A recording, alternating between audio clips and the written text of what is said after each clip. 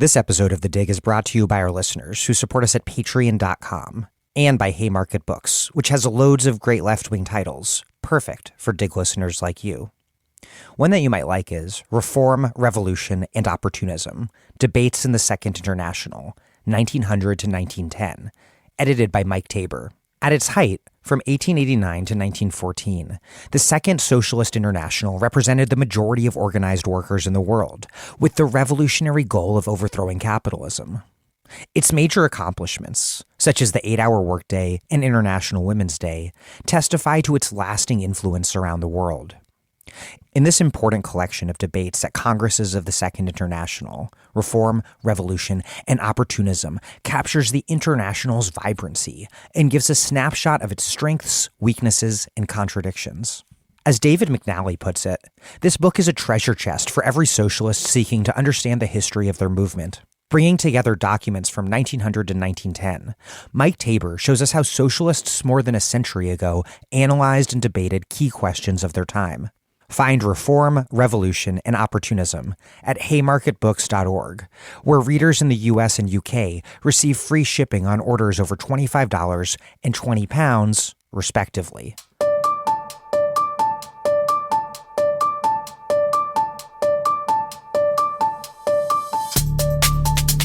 Welcome to The Dig, a podcast from Jacobin Magazine.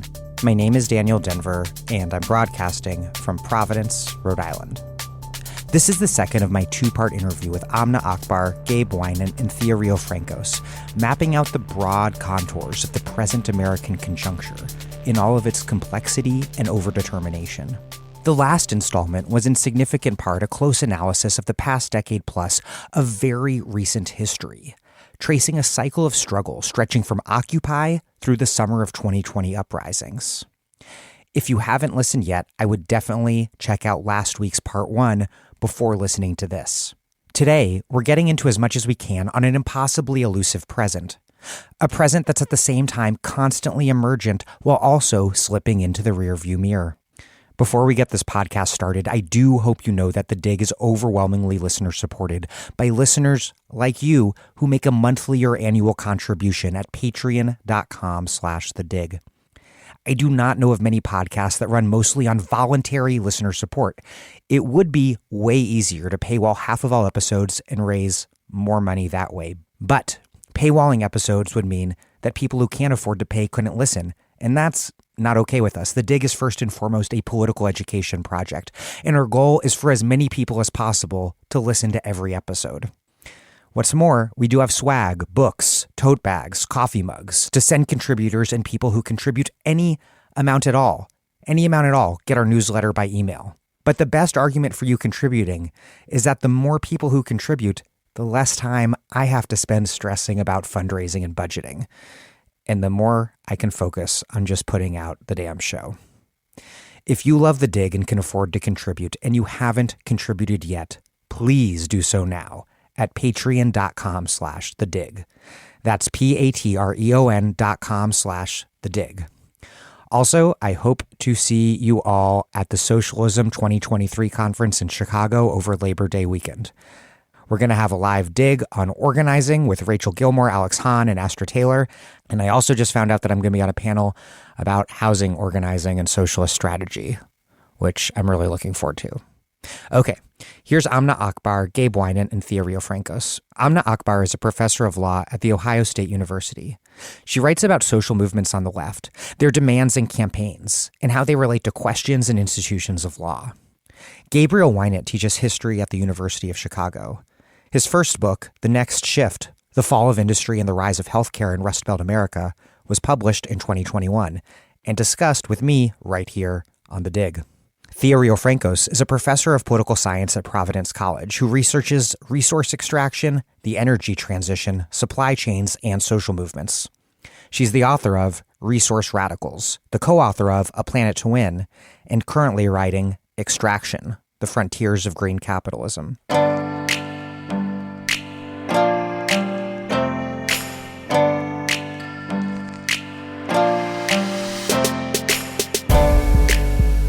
Amna Akbar, Gabe Winant, and Thea Riofrancos. Welcome back to The Dig. Thanks for having us back. Thanks, Dan.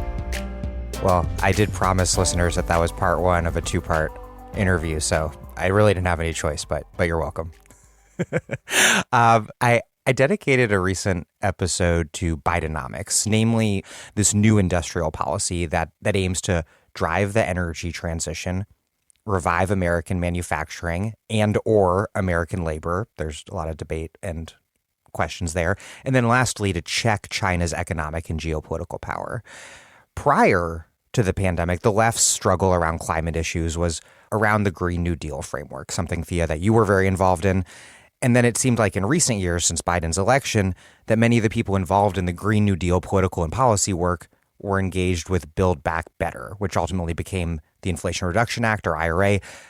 And the idea, I think, was to make Build Back Better look as much like a Green New Deal as possible. And then ultimately, I'd argue that the result was, with the IRA, was this contradictory set of policies that represents the balance of political forces, a balance that reflects an influential but very far from dominant left.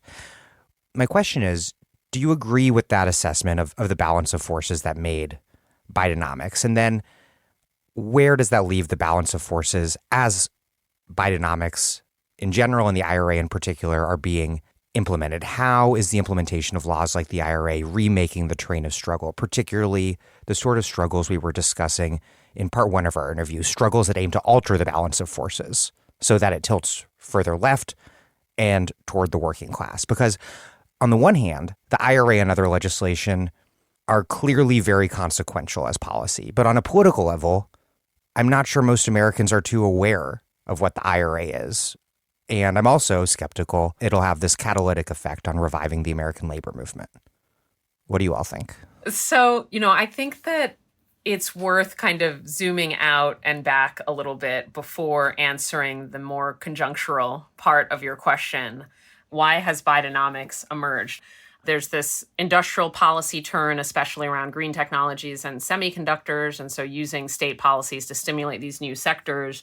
There's a clear, hawkish, especially vis-a-vis China, but not exclusively, and kind of competitive aspect of Bidenomics. And then there's this somewhat amorphous recentering of the working and middle class and labor unions, which we'll get into, throughout and a bit later. But those are some key aspects of Bidenomics. And the question is, after decades of what we might call neoliberal hegemony, why are we getting this policy pivot from the clear center of the political establishment?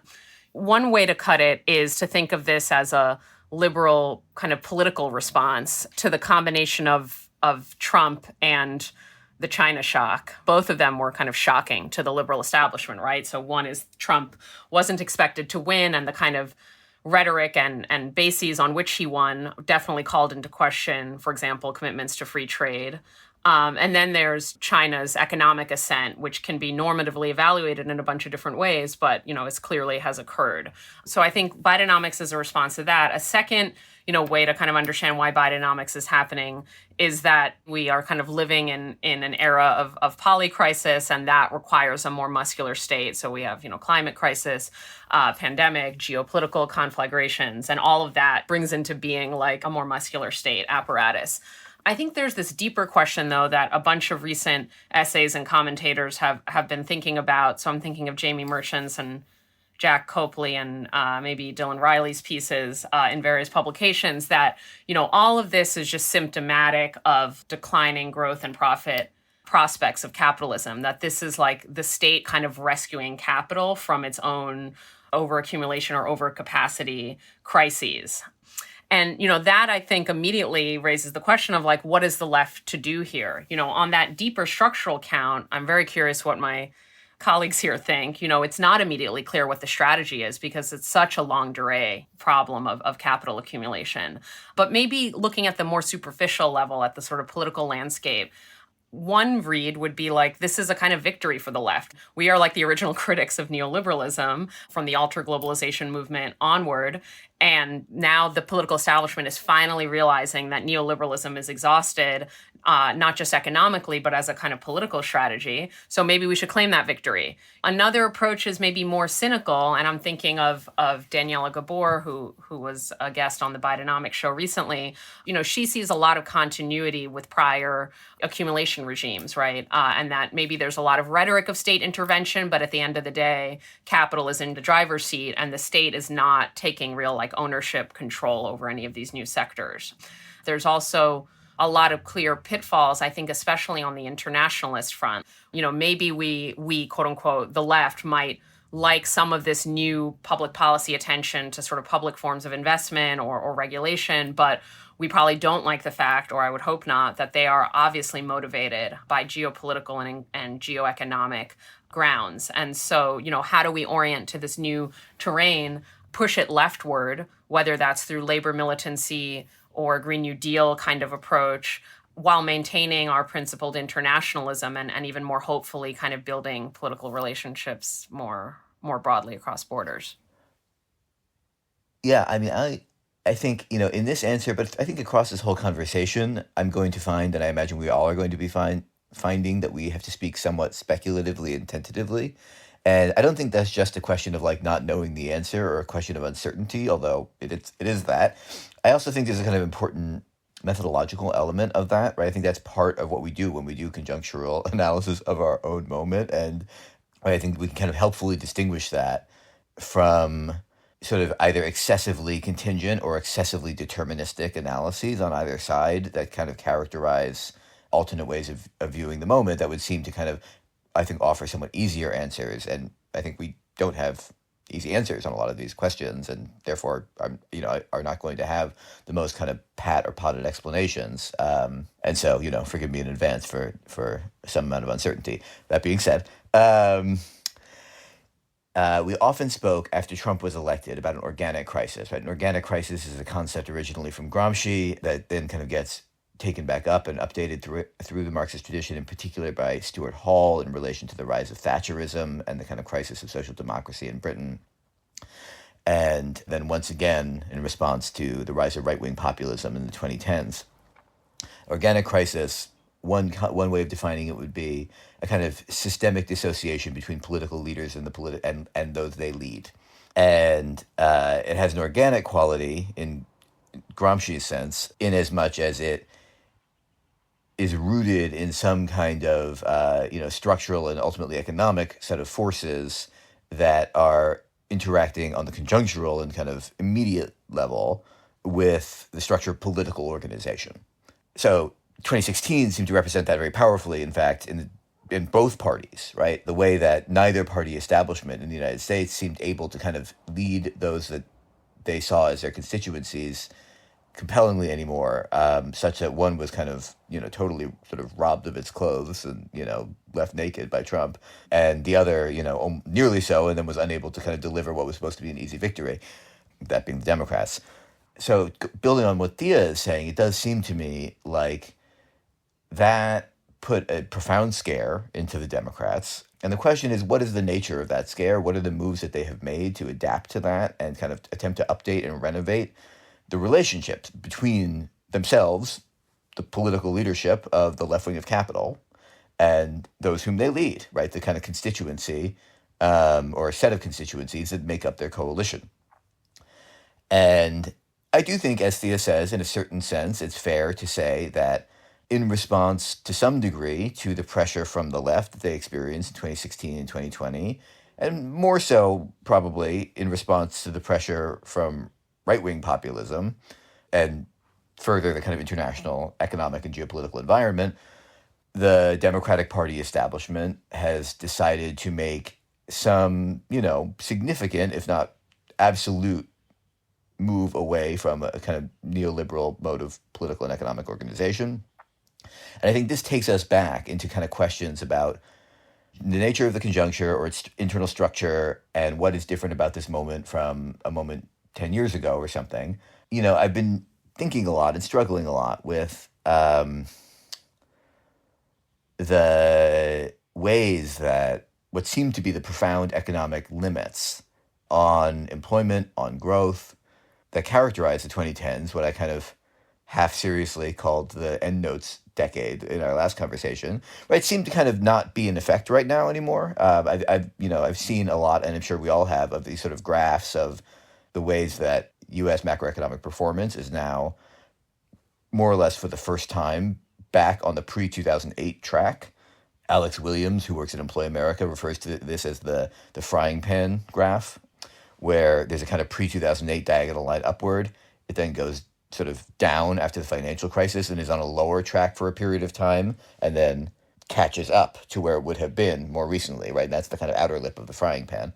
And, I think that this, it generates a serious question about, are the ideas that we, or at least I, found persuasive over the past 10 or 15 years, and that were fundamental, I think, to the kind of emergence of the socialist left that we're all a part of, were they mere artifacts of that moment?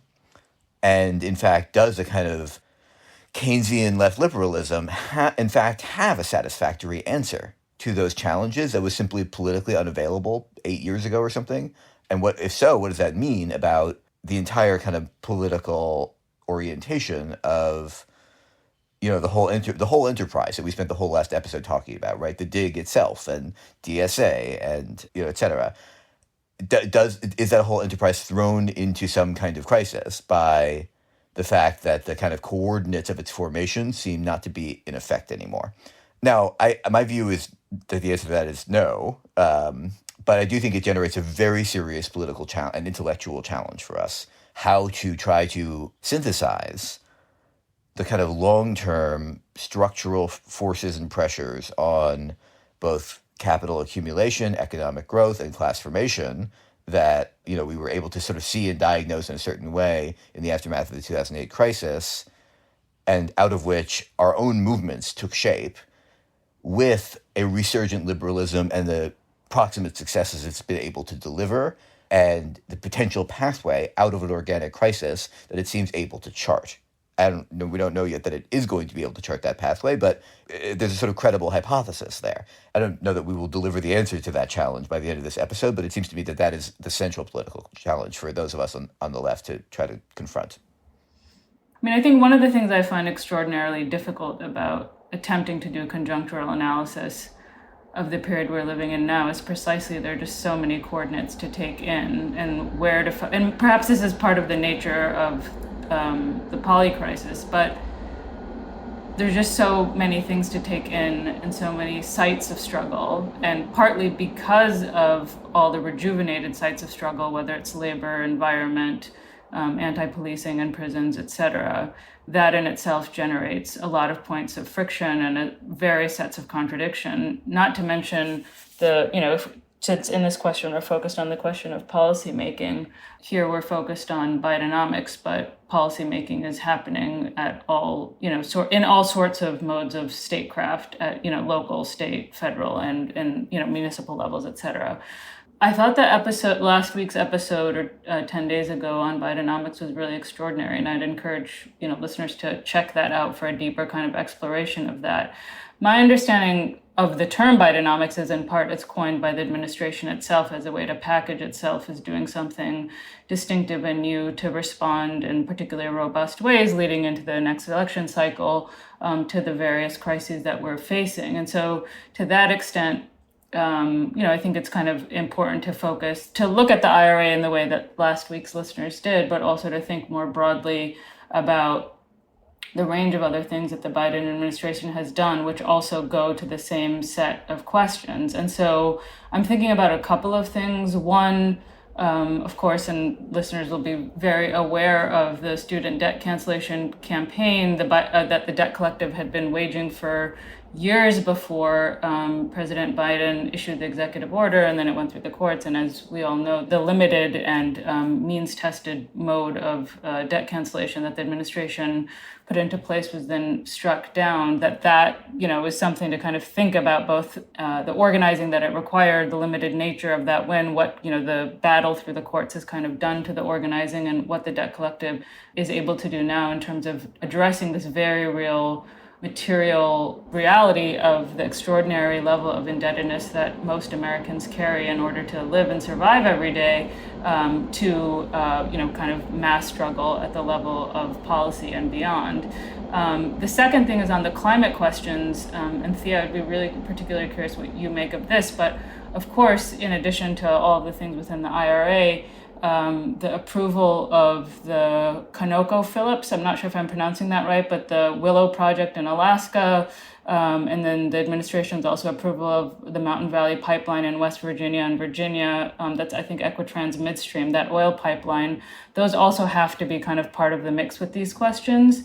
And then I also was thinking about Biden and Congress's intervention in the possible railway strike last year, imposing an agreement on the railroad workers that didn't include, for example, paid sick leave. And so the various ways that the Biden administration is kind of weighing in on different forms of economic and labor struggle and policy seems extraordinarily contradictory and very complex. And as is the case, and I would say all kind of areas of policymaking, on the one hand, we can tell grand stories, and we need to tell them in some sense, about capital's hold on lawmaking and the relationship between the political class and capital, but at the same time, to kind of attend to the varying and different contradictions once you focus in on different levels of either geographic centers of policymaking or different, areas of policymaking, or even within the same area, like climate, kind of contradictory things that are happening at the same time.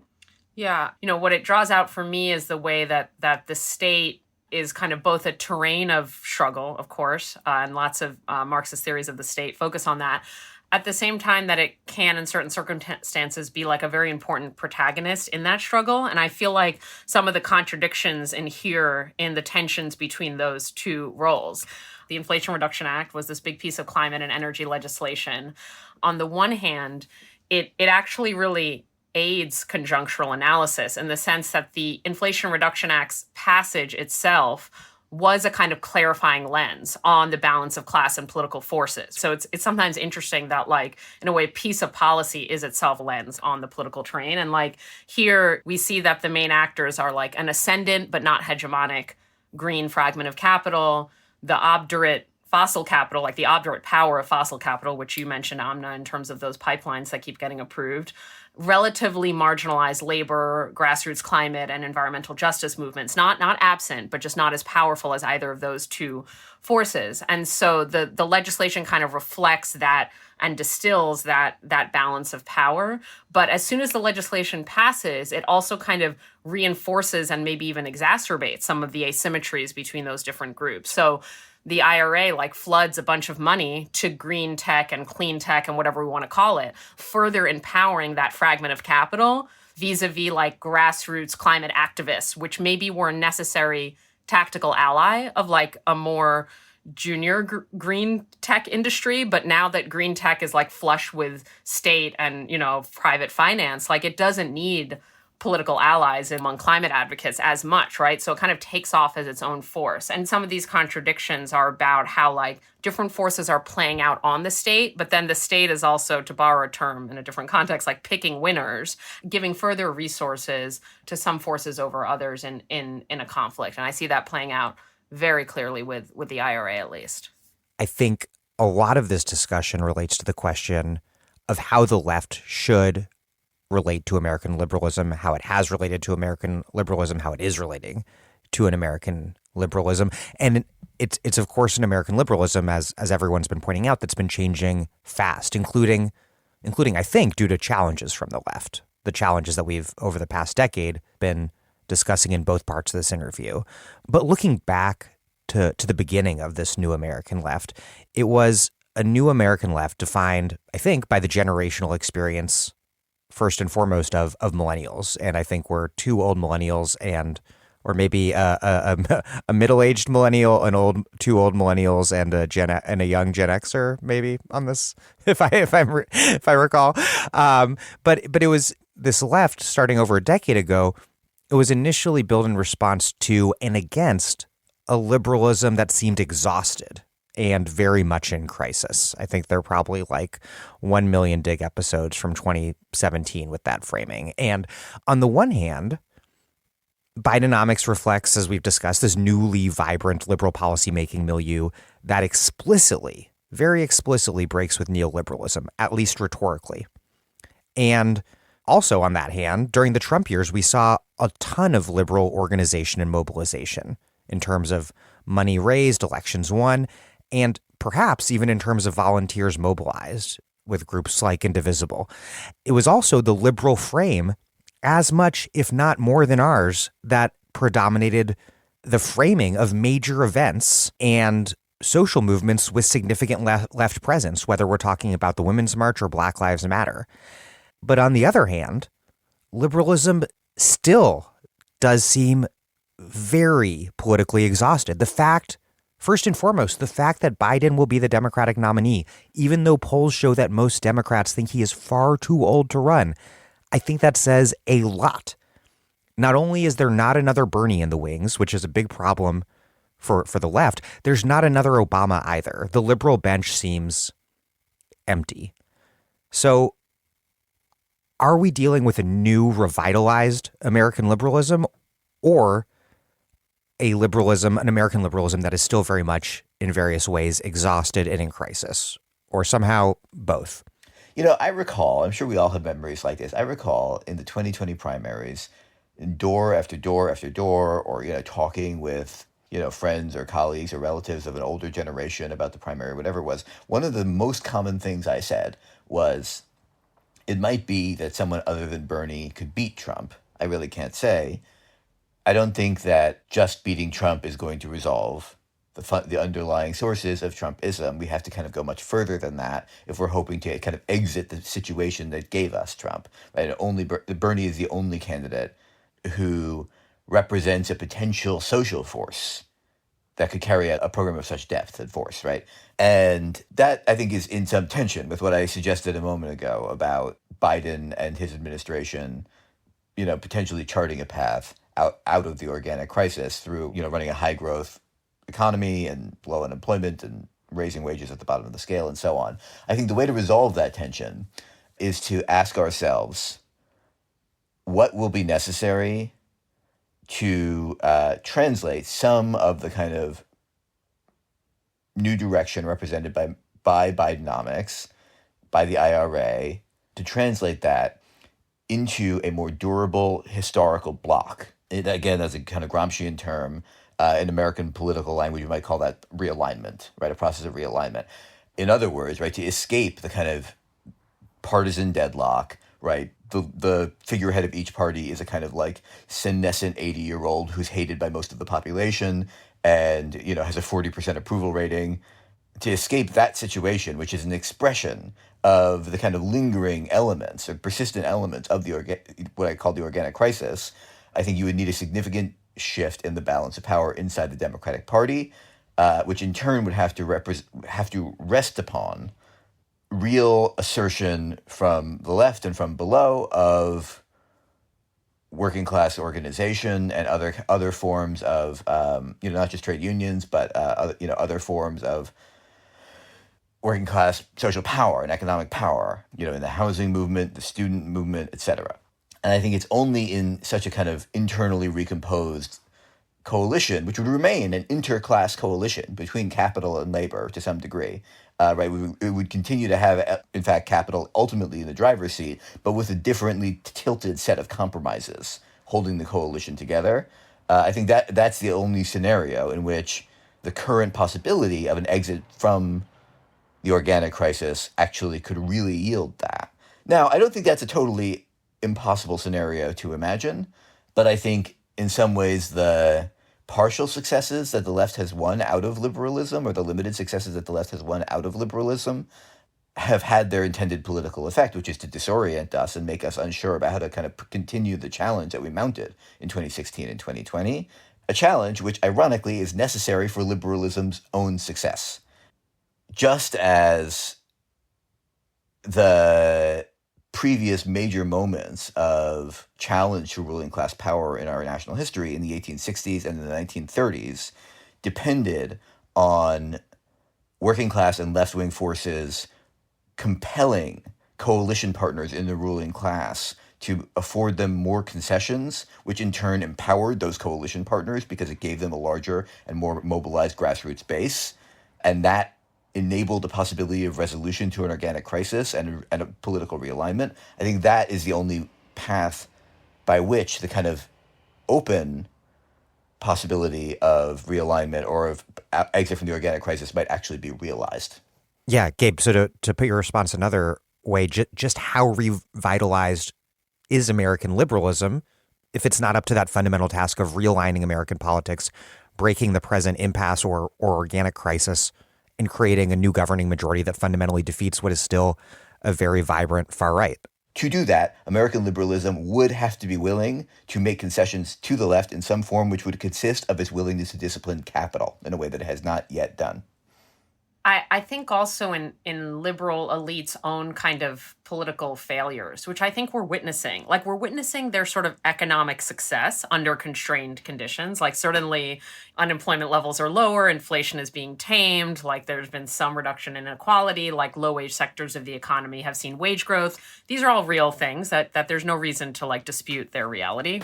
There's some economic managerial success paired with like total political failure. The fact that it's such an open question, who will win the presidency amidst economic success, is like, why? Why wouldn't you just get political success if you manage the economy well? Which I think itself points to like the limits of policy on its own as like a mechanism of realignment. A lot of other things need to be happening beyond just like good policy. And that's like an easy dig to make at liberals from the left. It's easy to be like, oh, you think PDFs are power, or you think like policies can remake the world. Those are easy jabs that I have said myself many times, but they equally apply to the left. When we're in power, we also think and want to believe that like better policies that are non-reformist reforms that like help improve the material conditions of the working class also help empower the working class politically and generate positive feedback loops. Like, this is also like the hope of the Latin American pink tide. So I think that we need to think seriously, not just like dismissively about liberalism, though I'm here for that, I guess, but like seriously about what it takes to start those positive cycles of working class empowerment, because it's very clear that policy alone does not do it, even if policy improves the material conditions of the working class, gives them a little more space and leverage to act politically. They may not take up that space and leverage and act politically. Of course, we will talk about labor militancy later, but it's clear that like there's a disconnect there. And how do we get from policy change to realignment? And why policy change is like never enough to trigger realignment on its own.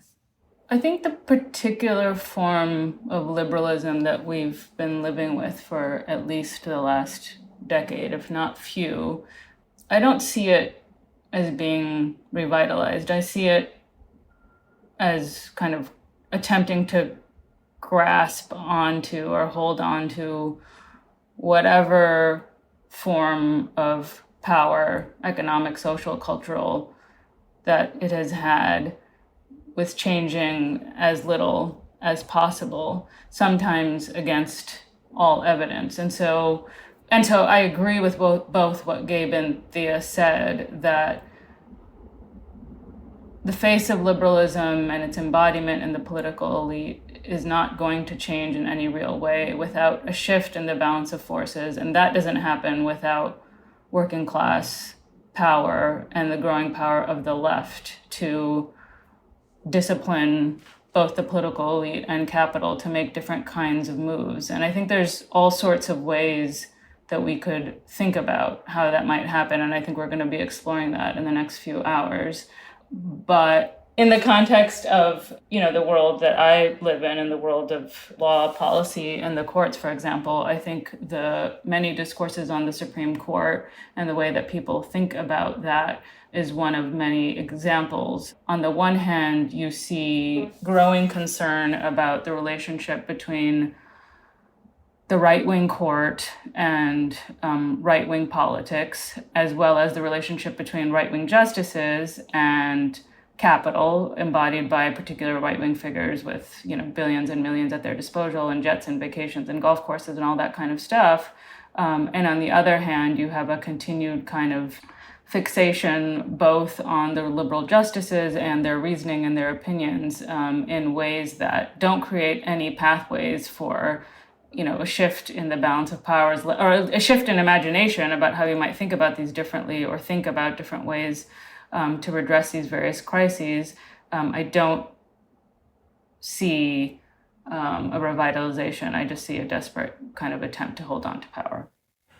Many of these debates on the left that we've been referencing involve questions of Marxism or Marxism versus Keynesianism, and to what extent this polycrisis we're confronting is one that can be managed without ending and then surpassing the capitalist mode of production.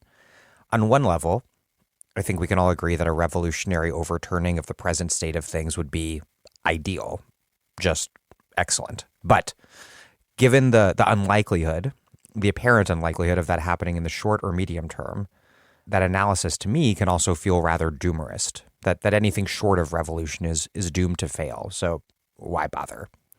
How should we as Marxists, as socialists, navigate our short and medium term political demands, given our understanding of the structural inability of capitalism to ultimately favorably resolve these questions for the vast majority of us living on this planet, including in terms of the health of this planet? Even, as you mentioned, Gabe, even as American capitalism does appear to be capable of far, far more dynamism than many of its most left-wing critics might have thought. Should we consider ourselves in a sort of alliance or front with liberals and particularly progressive Keynesians in the policy world or in government? And maybe that we're caught in such an alliance, whether we like it or not. And so the question is more how to do an alliance rather than whether to do it, because it seems like the American left is constantly caught up in searching for political independence while inevitably finding ourselves in coalition. Important to your question is this issue of capitalist dynamism. And I'm not sure that's what I see. Certainly, there's a lot of growth happening in a variety of sectors, and there's renovated kind of investment and finance opportunities across the economy. I'm not downplaying that. But what seems so important in capitalist dynamism, if we want to call it that, is the role of the state. Meaning what seems clearer than ever is that capitalist dynamism rests on state intervention. And so that's an interesting fact, right? And we can call that new, or we can say it's always already been that way, right? And that's sort of these recent debates in the New Left Review and elsewhere around, is this a new political phase of capitalism, or has capitalism always required the state? However we periodize it, it's clear that in this moment, capitalist investment is really dependent on state action, which sort of brings us to this question of what's the kind of Marxist or socialist take or strategy on that question. The Keynesian take is rather clear and is in watered down ways what is being implemented by the administration. How might we distinguish our industrial policies, I'll put it that way, from Keynesian industrial policies? I think there's some overlap, but there's also some tension or conflict. To Amna's point, is this revitalized liberalism, revitalized industrial policy, or is this just like a last grasp at restoring the social order? In a weird way, I think it can be kind of both, right? In the sense that we definitely see something like the liberal state rescuing capitalism from a variety of potential overcapacity or underinvestment crises. And that is working in a limited sense of that term. But then what the left orientation should be, because it's obviously clearly not enough to just say we need more state, because we're getting more state, but we're getting more state in a way that's extremely friendly to capitalist investment. In fact, the condition of capitalist investment in the first place. There's more than one Keynes, right? Keynes is a notoriously kind of ambiguous and complex figure who, on the one hand, would never even join the Labour Party and was a kind of obdurate liberal all his life. On the other hand, famously, predicts the euthanasia of the rentier, and in fact calls for, and expects the shortening of the working day and the socialization of investment.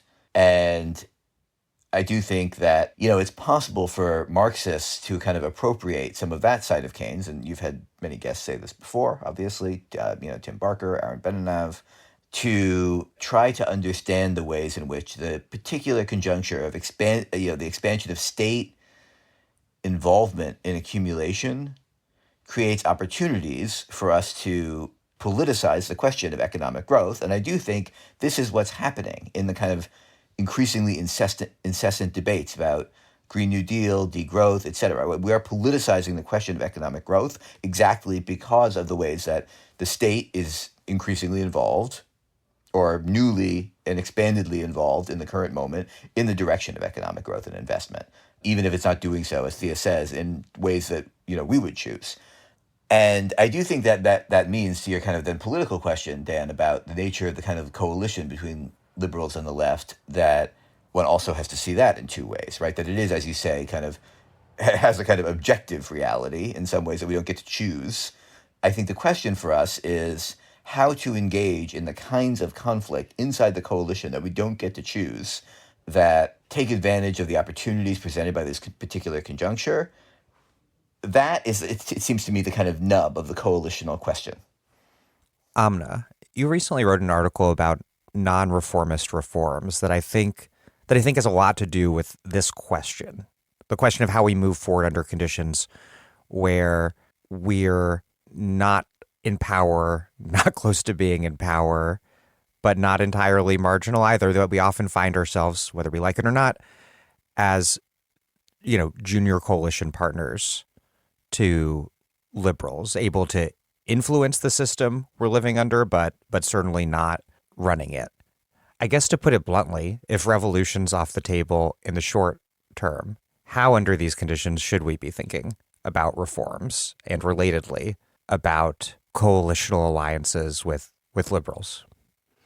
So we're living in a time, as we all know, that our movements for the last several years in particular have been using the language of non-reformist reforms as a way to think about how to engage in reform, not to the end of reformism or fixing liberalism, but how to use the tool of reform as a way towards more revolutionary or transformative ends, how to use struggles for reform as a way to shift the balance of power.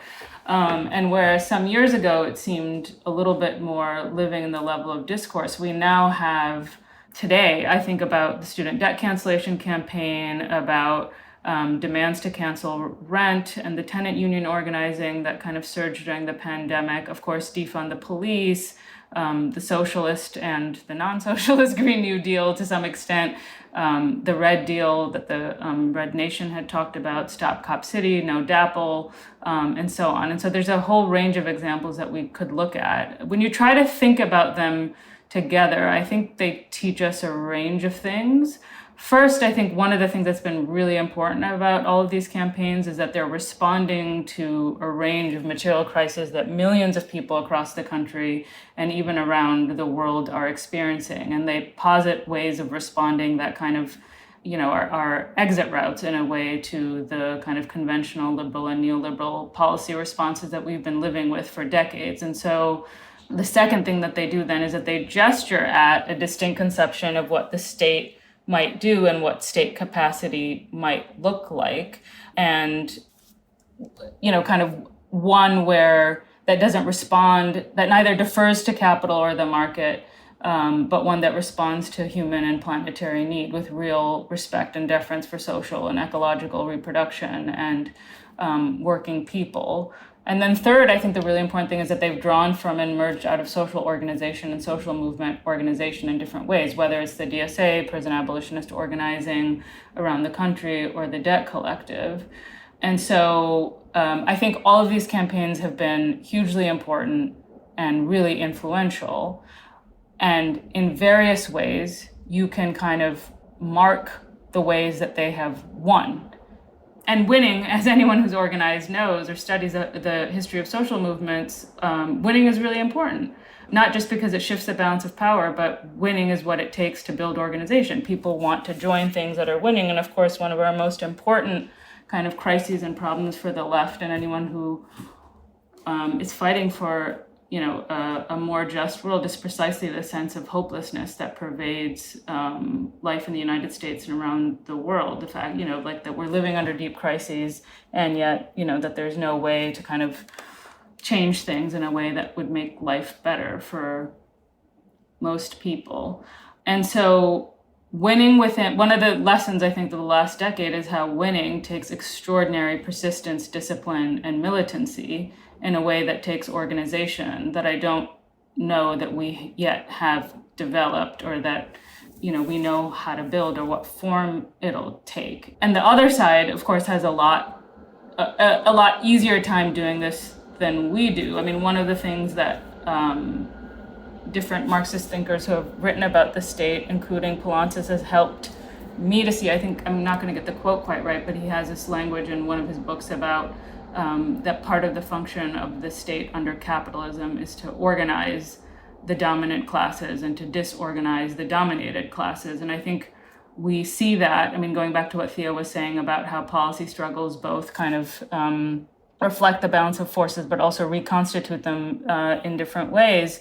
We see that in all of these struggles, whether it's the debt cancellation struggle or the campaign to stop Cop City. So you can think about how, for example, in Atlanta, it seems fairly clear that the campaign to build the multi-million-dollar police facility that would require clear-cutting hundreds of acres of the Wilani Forest is pretty unpopular in Atlanta, not just in DeKalb County where the city and the police want to build it, but also throughout the city. And yet, despite extraordinary work by organizers and communities to kind of constitute that democratic opposition, the city and the state have gone to extraordinary ends to discipline, kill, prosecute, and make unpopular and seem exogenous, the whole outsider kind of discourse, the opposition to Cop City. And so I say all of that to say, even when we can do things that seem almost impossible, I don't think I could have told you when the Cop City struggle started, I don't think I could have anticipated as an outsider of Atlanta that it would be so clear a couple years in that it was unpopular locally. And I think because of the organizing, not just in Atlanta, but around the country, I think that's fairly clear now. And despite kind of all of the different kinds of wins of that campaign and that movement, including now its turn to try to put the issue on a ballot through a referendum effort, the state keeps, kind of, and its allies keep kind of throwing extraordinary blocks in the way of the campaign. And so that's all to say, yes, we don't have enough power to call the shots on policy fights, broadly construed. I think of Stop Cop City as a law and policy fight. And so alliances must be built, and they require different kinds of contradictions. And maybe sometimes like the Cop City campaign has kind of embodied, you can agree to disagree in terms of involving and allowing for different strategies and tactics without allowing the coalition to fall apart. And on the other hand, it takes extraordinary persistence and adaptation to overcome all of the different ways that some of those same forces and their allies are going to try to fight you back at every juncture. Sort of building on what you were saying, Amna, the left doesn't have the power to impose its demands, right? And quite rarely in capitalist societies, in fact, does the left have the power to impose its demands because of the way that the state organizes the ruling class and disorganizes the working class.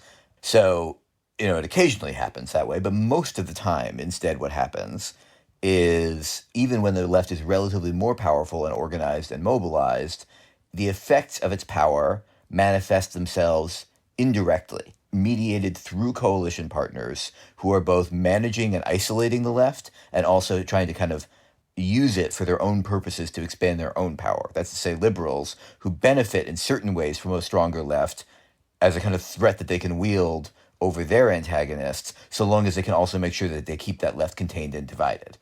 So I was also thinking about Poulantzas, who I think I looked up a line of his that I often return to, where he says, the state organizes and reproduces class hegemony by establishing a variable field of compromises between the dominant and dominated classes. Quite frequently, this will even involve the imposition of certain short-term material sacrifices on the dominant classes in order that their long-term domination may be reproduced. But, he emphasizes, there are not over here state functions in favor of and imposed by the popular masses, and over there pro-capital economic functions. All measures taken by the capitalist state, even those imposed by the popular masses, are in the last analysis inserted into a pro-capitalist strategy or are compatible with the expanded reproduction of capital. And in fact, popular gains I'm paraphrasing now, but popular gains will be, he says, quote, progressively stripped of their initial content and character. And I think like that is a very helpful way of thinking about the dynamics of coalition and compromise, right? That even as the power of the left grows, as I think we all kind of agree it basically more or less has done over the last 12 or so years, right? The kind of measure or symptoms of that power don't appear in such a way that we can see them directly most of the time. And instead, we kind of have to impute their passage through this black box, which is the coalition with liberals, which we can't really just exit either. I think that is a general tendency under like liberal capitalist democracies as a sort of regime type and also obviously economic system. But some of them feel exacerbated by elements of the specific political regime type and party system of the US. Like I remember in the wake of Bernie's defeat in the primaries and in the sort of like gearing up or attempt to gear up enthusiasm for Biden as the candidate and then as the president, there were all these discussions about like it sort of on the left liberal side of the spectrum, like is the left the junior partner now? Is it clear that's because like Bernie did better than expected maybe, and because obviously he like was able to mobilize parts of the Democratic constituency that had been relatively demobilized by prior Democratic leaders? Is there a way in which the left's position as a key junior partner to like the center is now like clarified and like the left isn't in the driver's seat, but it's like an important passenger seat or something like that, right? And I just, while I understood why people were saying that, it just felt so incorrect in the context of a two-party presidential system with actually relatively weak parties. And what I mean by that is that we don't have a parliamentary system in which we could at least clearly claim like, yes, literally there is a coalition between like the Labor Party and like the Center Party, right? Where there isn't any literal coalition between parties. It's all internal to the party, which masks it a bit. And I think makes it even harder for it to be clear when it's like the left's role and the left can claim some kind of victory or not, because like the co-optation and the kind of confusing of agency like happens even, you know, in a prior way. Given that it's all within a party and it's not like on a clear political stage as relationships between parties, I think that these tendencies that we've just been talking about are exacerbated. And the sort of flip side to that is that because in sort of comparative politics terms, the Democratic Party and the Republican Party, but we're just talking about the Democratic Party now, are relatively like weak parties. Like they don't exercise any strong discipline over their members. That also means that like the right of the party can like continue to exercise a lot of power, right? So I'm thinking of Joe Manchin, right? Like there's no way to discipline Joe Manchin and say you simply cannot keep doing what you're doing, right? So even an asymmetric but clear like coalition, like an impossibility. We don't have coalitions between parties. We have like a sort of mess of different constituencies and power struggles that take place within a party.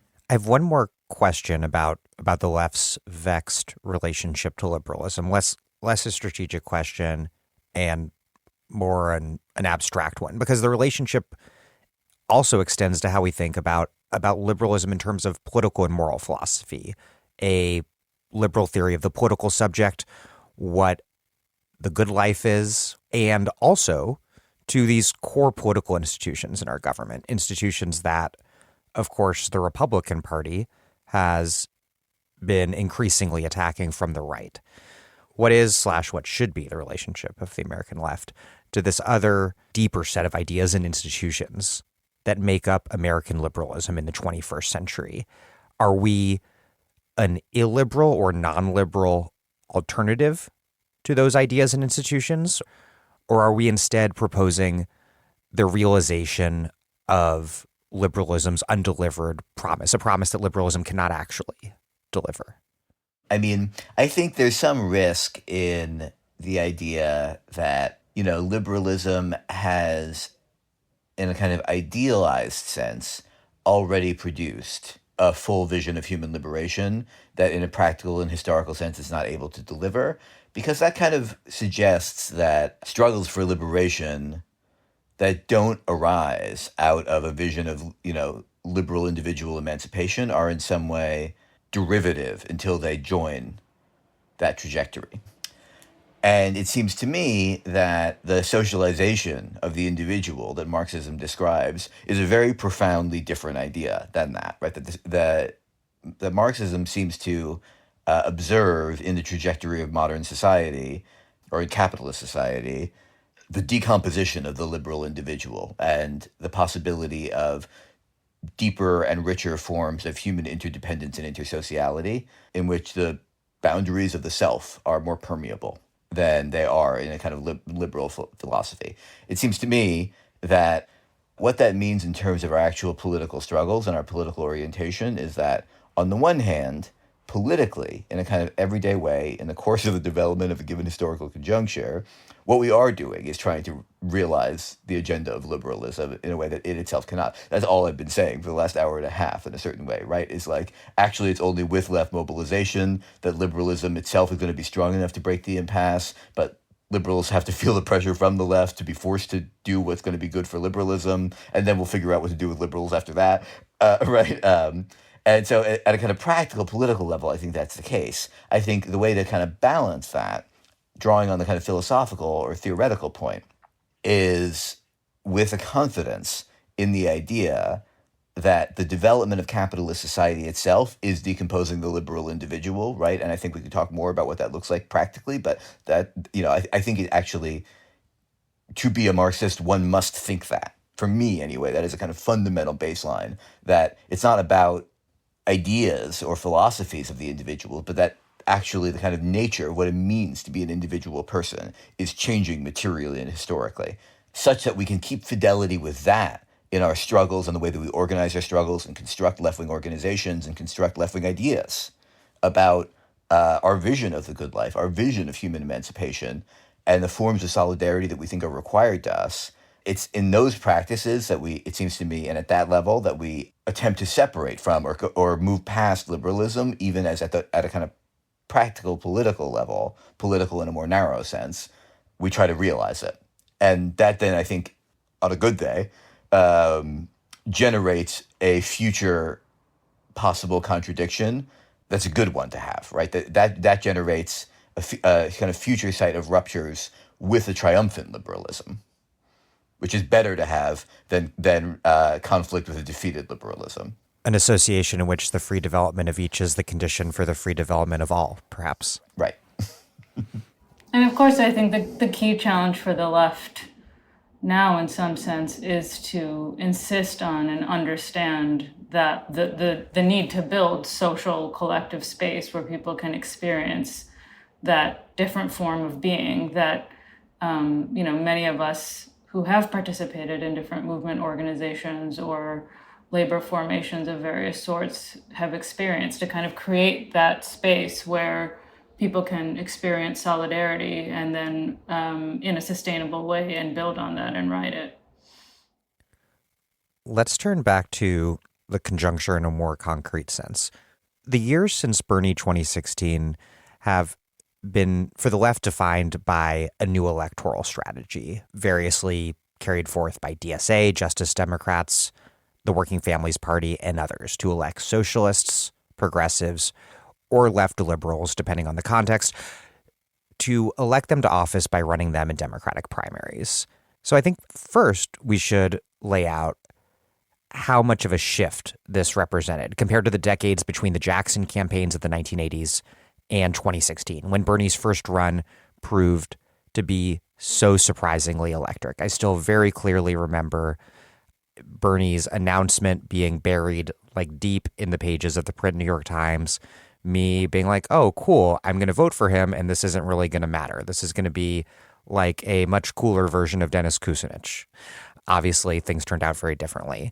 But then on the other hand, since Bernie lost in 2020, it seems like there's been a bit of a backlash on the left against this electoral program, or maybe electoral programs, even as major victories continue to take place. Brandon Johnson's mayoral win in Chicago is one recent very big example. So first, what did it mean? What sort of historical shift was taking place to have people like AOC running and winning congressional races, and so many others running and winning city council and state legislative seats? Thea, you and I both worked on the Nader campaign in 2000, even though we were too young to vote.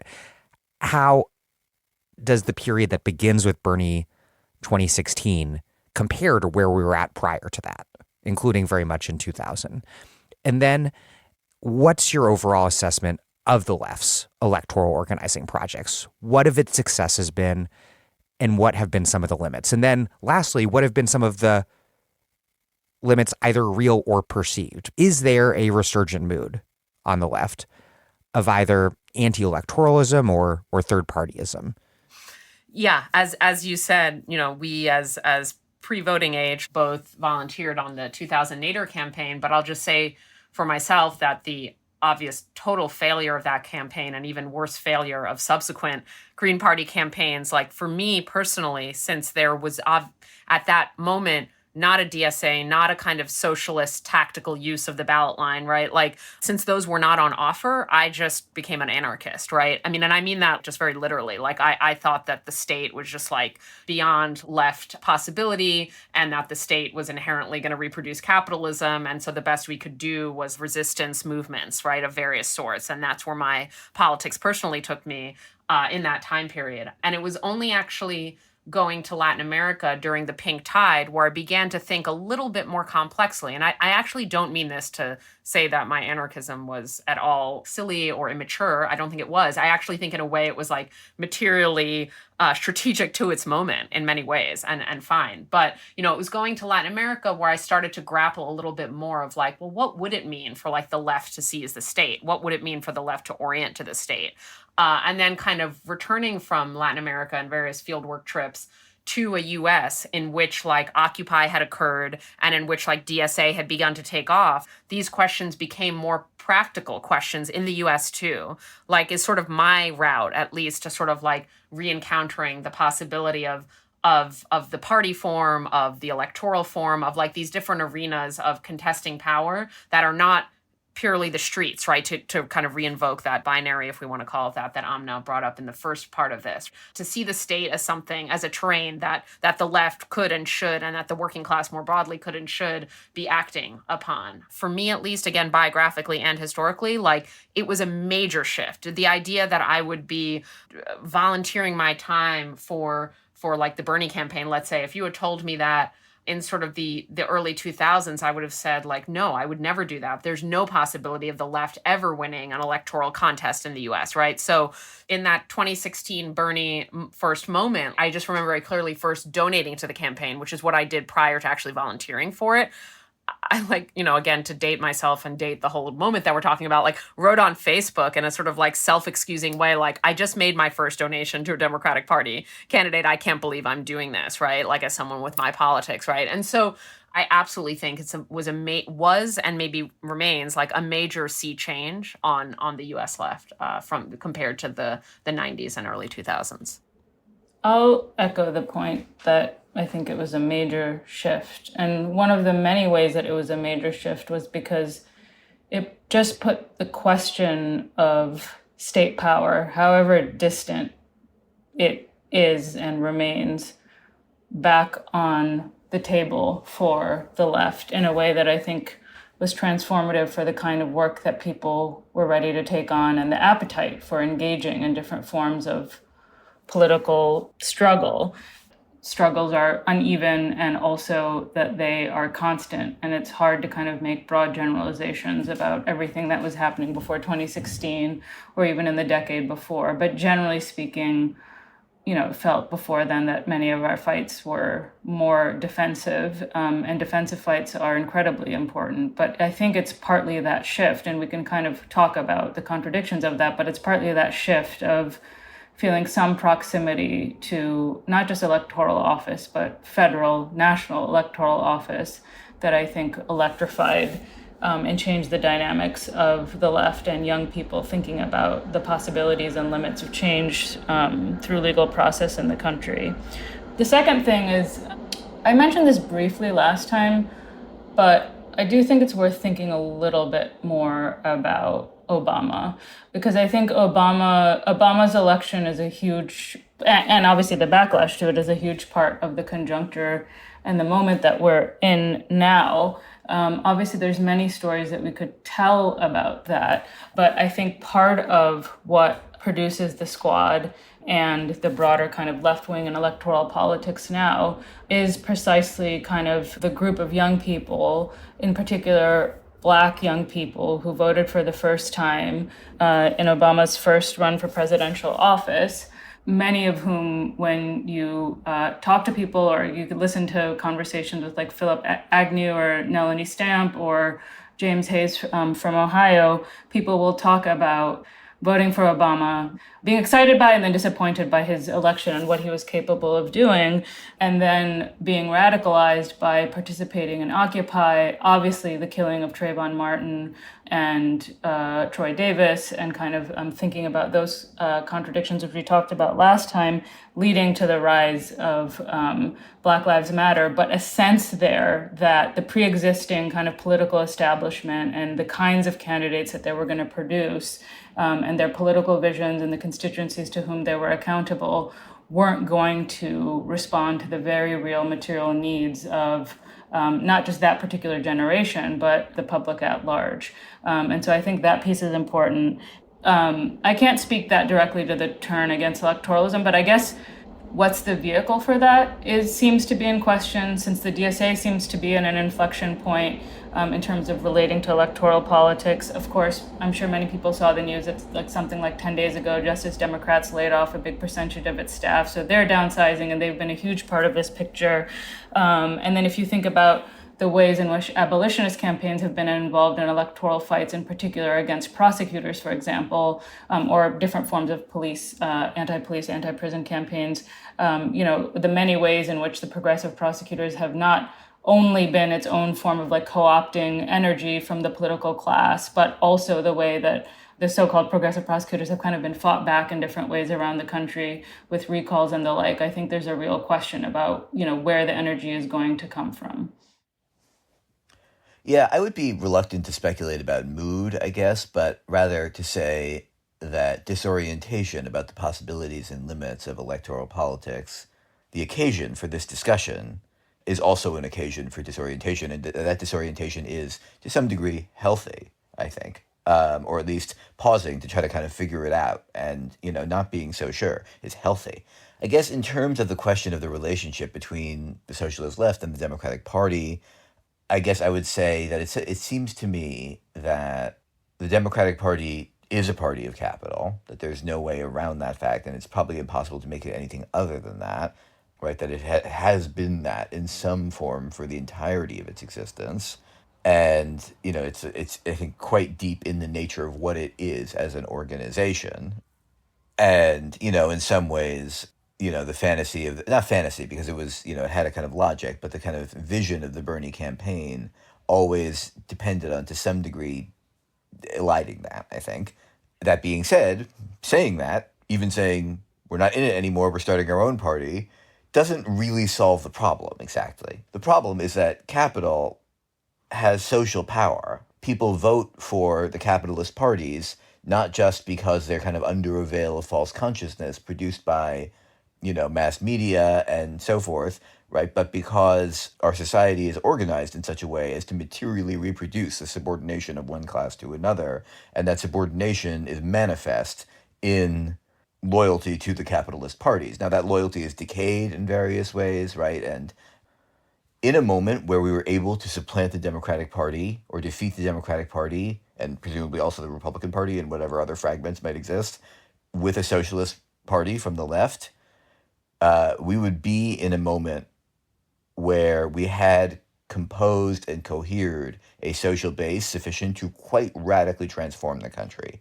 And while running our own candidates is potentially, a good opportunity for ideological work in some moments and so forth, I don't think just posing the electoral alternative is going to be that clarifying.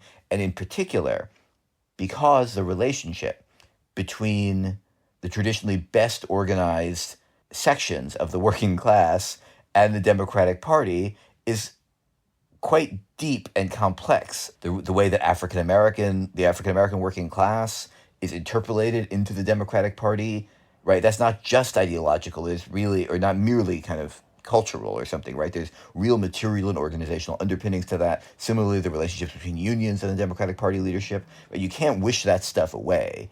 And so if you don't want to find yourself in opposition to some of the best organized parts of the working class, then I think, remaining a kind of tactical participant in the near term is probably necessary. Yeah, I think that's a really important point, that a key reason we have and keep returning to this question of the left's vexed relationship to liberals is because it is precisely the Democratic Party's actually existing base that in significant part we want, like as our base. So, Gabe, I just want to kind of tie together some of what you were just saying to something that Amna said earlier on this conversation that's kind of stuck in my head. This kind of dynamic of, or almost pendulum swing between the left kind of overestimating its power and then the swing in the other direction, a feeling of perceived kind of helplessness or political marginality in a context in which we don't, like, objectively and in a sort of bracing and maybe ruthless way, we're not like really clear about what the constraints are to our power. We enter into that pendulum, which kind of co-constitutes itself. If we don't really take seriously what the constraints are on, like, left, seizing the state, so to speak, then we are in effect overestimating our political and social power because we're not taking constraints into account. And when we overestimate, the like guaranteed result of overestimating your power is disappointment, because your own expectations for power are never going to be met if they're overestimated. And then we fall into this like kind of nihilism of like, oh, well, we were never going to win anyway. The game is rigged. The cards are stacked against us. Like, let's just like leave electoralism altogether or create a third party or whatever it is. By not taking seriously what the constraints are and grappling with those and thinking clearly from an organizing perspective about how we little by little through gritty and often maybe unpleasant or difficult work, like overcome them, then we overestimate, and then we inevitably enter into nihilism and maybe even worse, kind of cynicism. And that dynamic feels very clear to me over the past several years.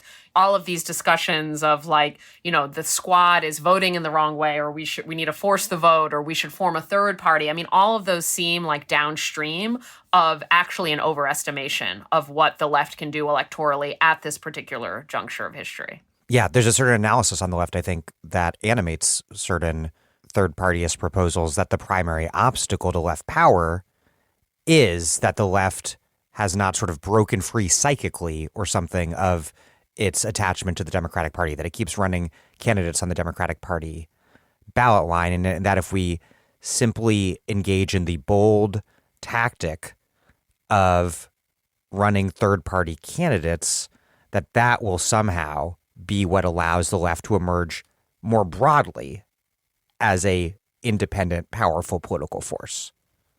I do think, to be fair to that position, right, I do think that it would be ideologically clarifying to have independent socialist candidates doing that. And there would be value in that, as there has been historically in other comparable situations. It's just that there would also be costs to that. And I think that's the kind of conversation that we need to have about it. It's not like a move that we can make and capture all of that benefit without enduring major separation from the very narrow inroads that we've made into the working class. And I think that either way, however we resolve the electoral question, or more specifically the ballot line question, that will not be the answer to the bigger question of left political power in this country. Either way. Right. This is Sarah Jaffe, and you are listening to The Dig with Daniel Denver, my favorite podcast for thoughtful discussions on the U.S. left and beyond, and you can support it on patreon.com. The Dig is produced with the help of our listeners who support us at patreon.com and in conjunction with Jacobin Magazine. These are tough times for publishing, but Jacobin is sticking at it, publishing over 200 original essays every month online and producing the best socialist print magazine in the English language.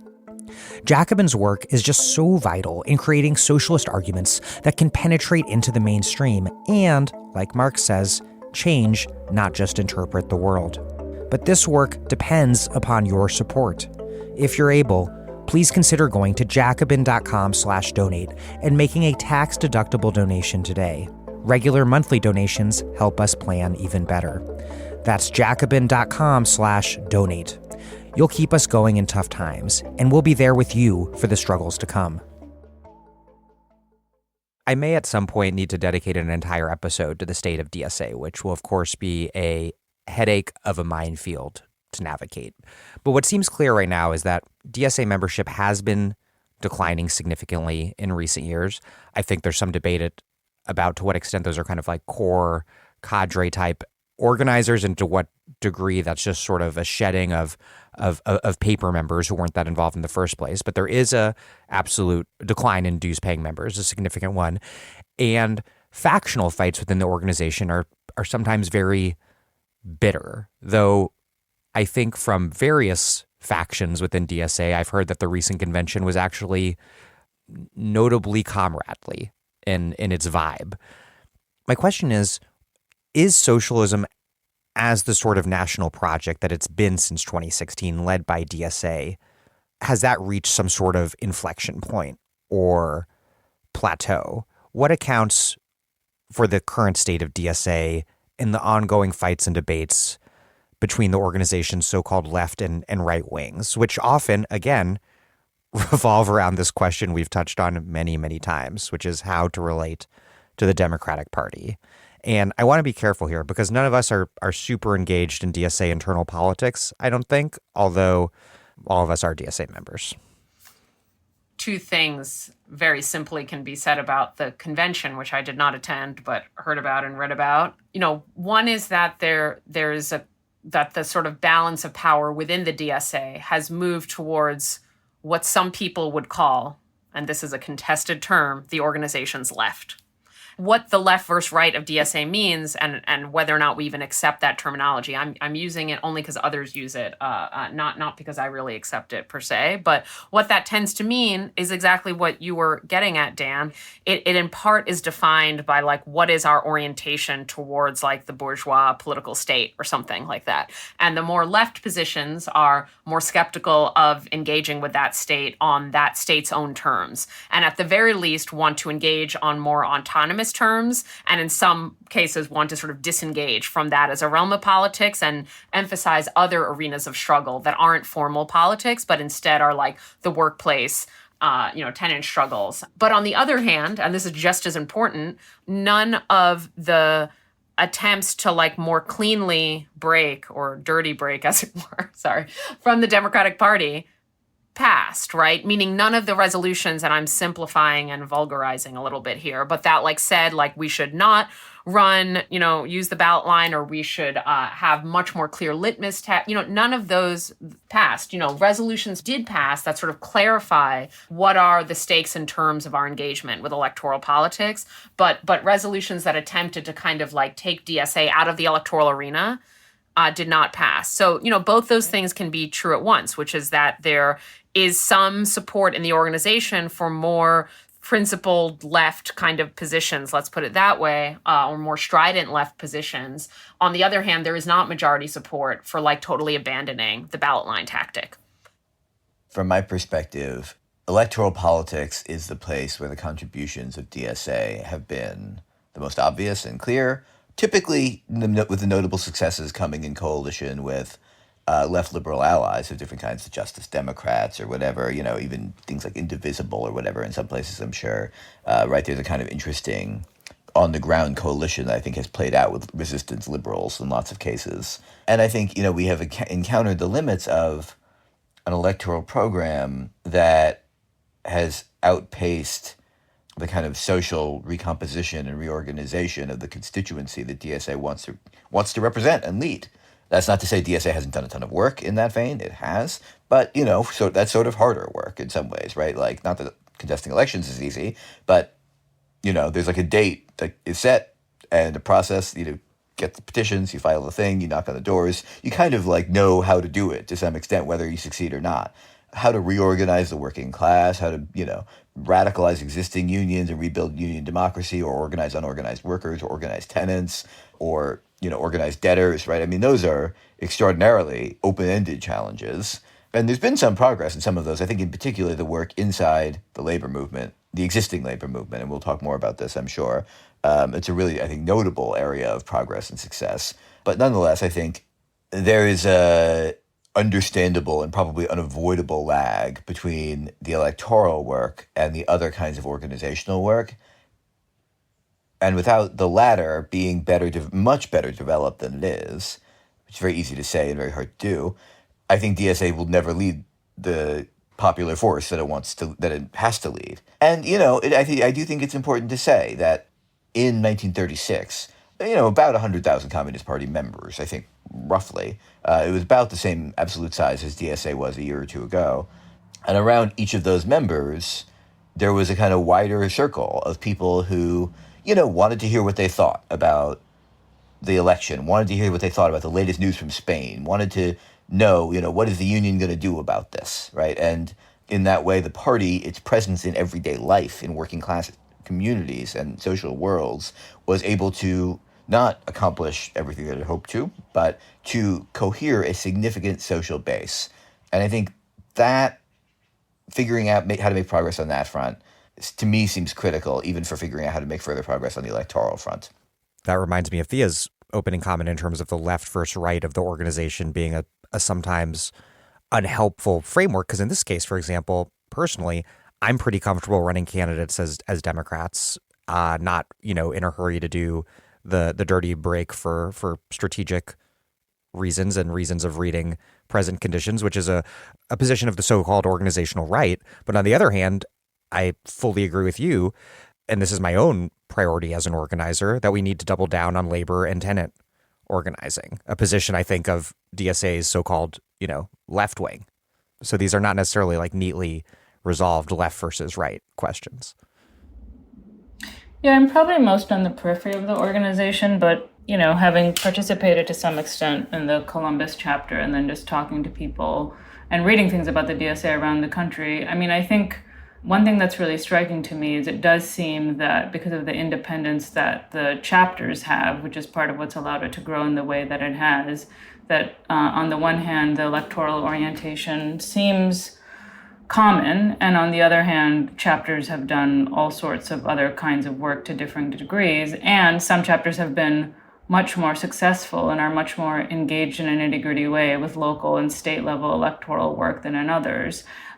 So in New York, for example, from what I understand, there are a bunch of DSA electeds at the state legislature, whereas in Ohio, for example, we haven't had much luck with running successfully any DSA candidates. One of the difficult questions for the left that's been here, been with us for decades, forever, is kind of how to think about other ways of doing it beyond electoral organizing. And I think part of the problem with the DSA's orientation, is, in my view, has not been that it's been focused on electoral organizing, but it's kind of how to balance that with the other forms of organizing that we all know needs to be done, and and that we know is difficult, and as Gabe said, easier to invoke than to do.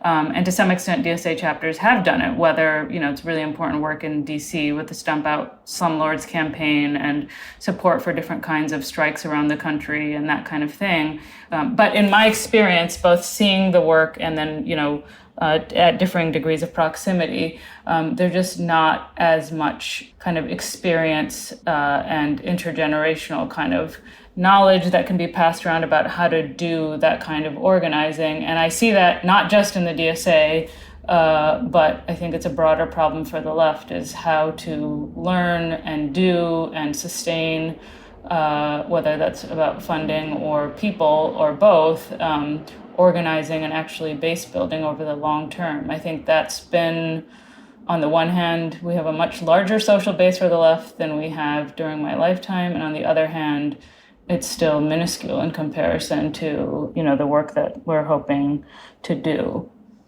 We've talked a bunch about the state of left electoral politics and its recent proximate history. Thea, what do climate politics look like under Biden, both in general and specifically on the left? Has a certain particular moment of left climate politics that revolved around the Green New Deal as a concept and around Sunrise as an organization, has that in some ways passed? And relatedly, I think repeatedly what we've seen for quite a long time now is a lot of people, for very good reason, want a mass movement around climate so badly, but it just doesn't seem to be happening.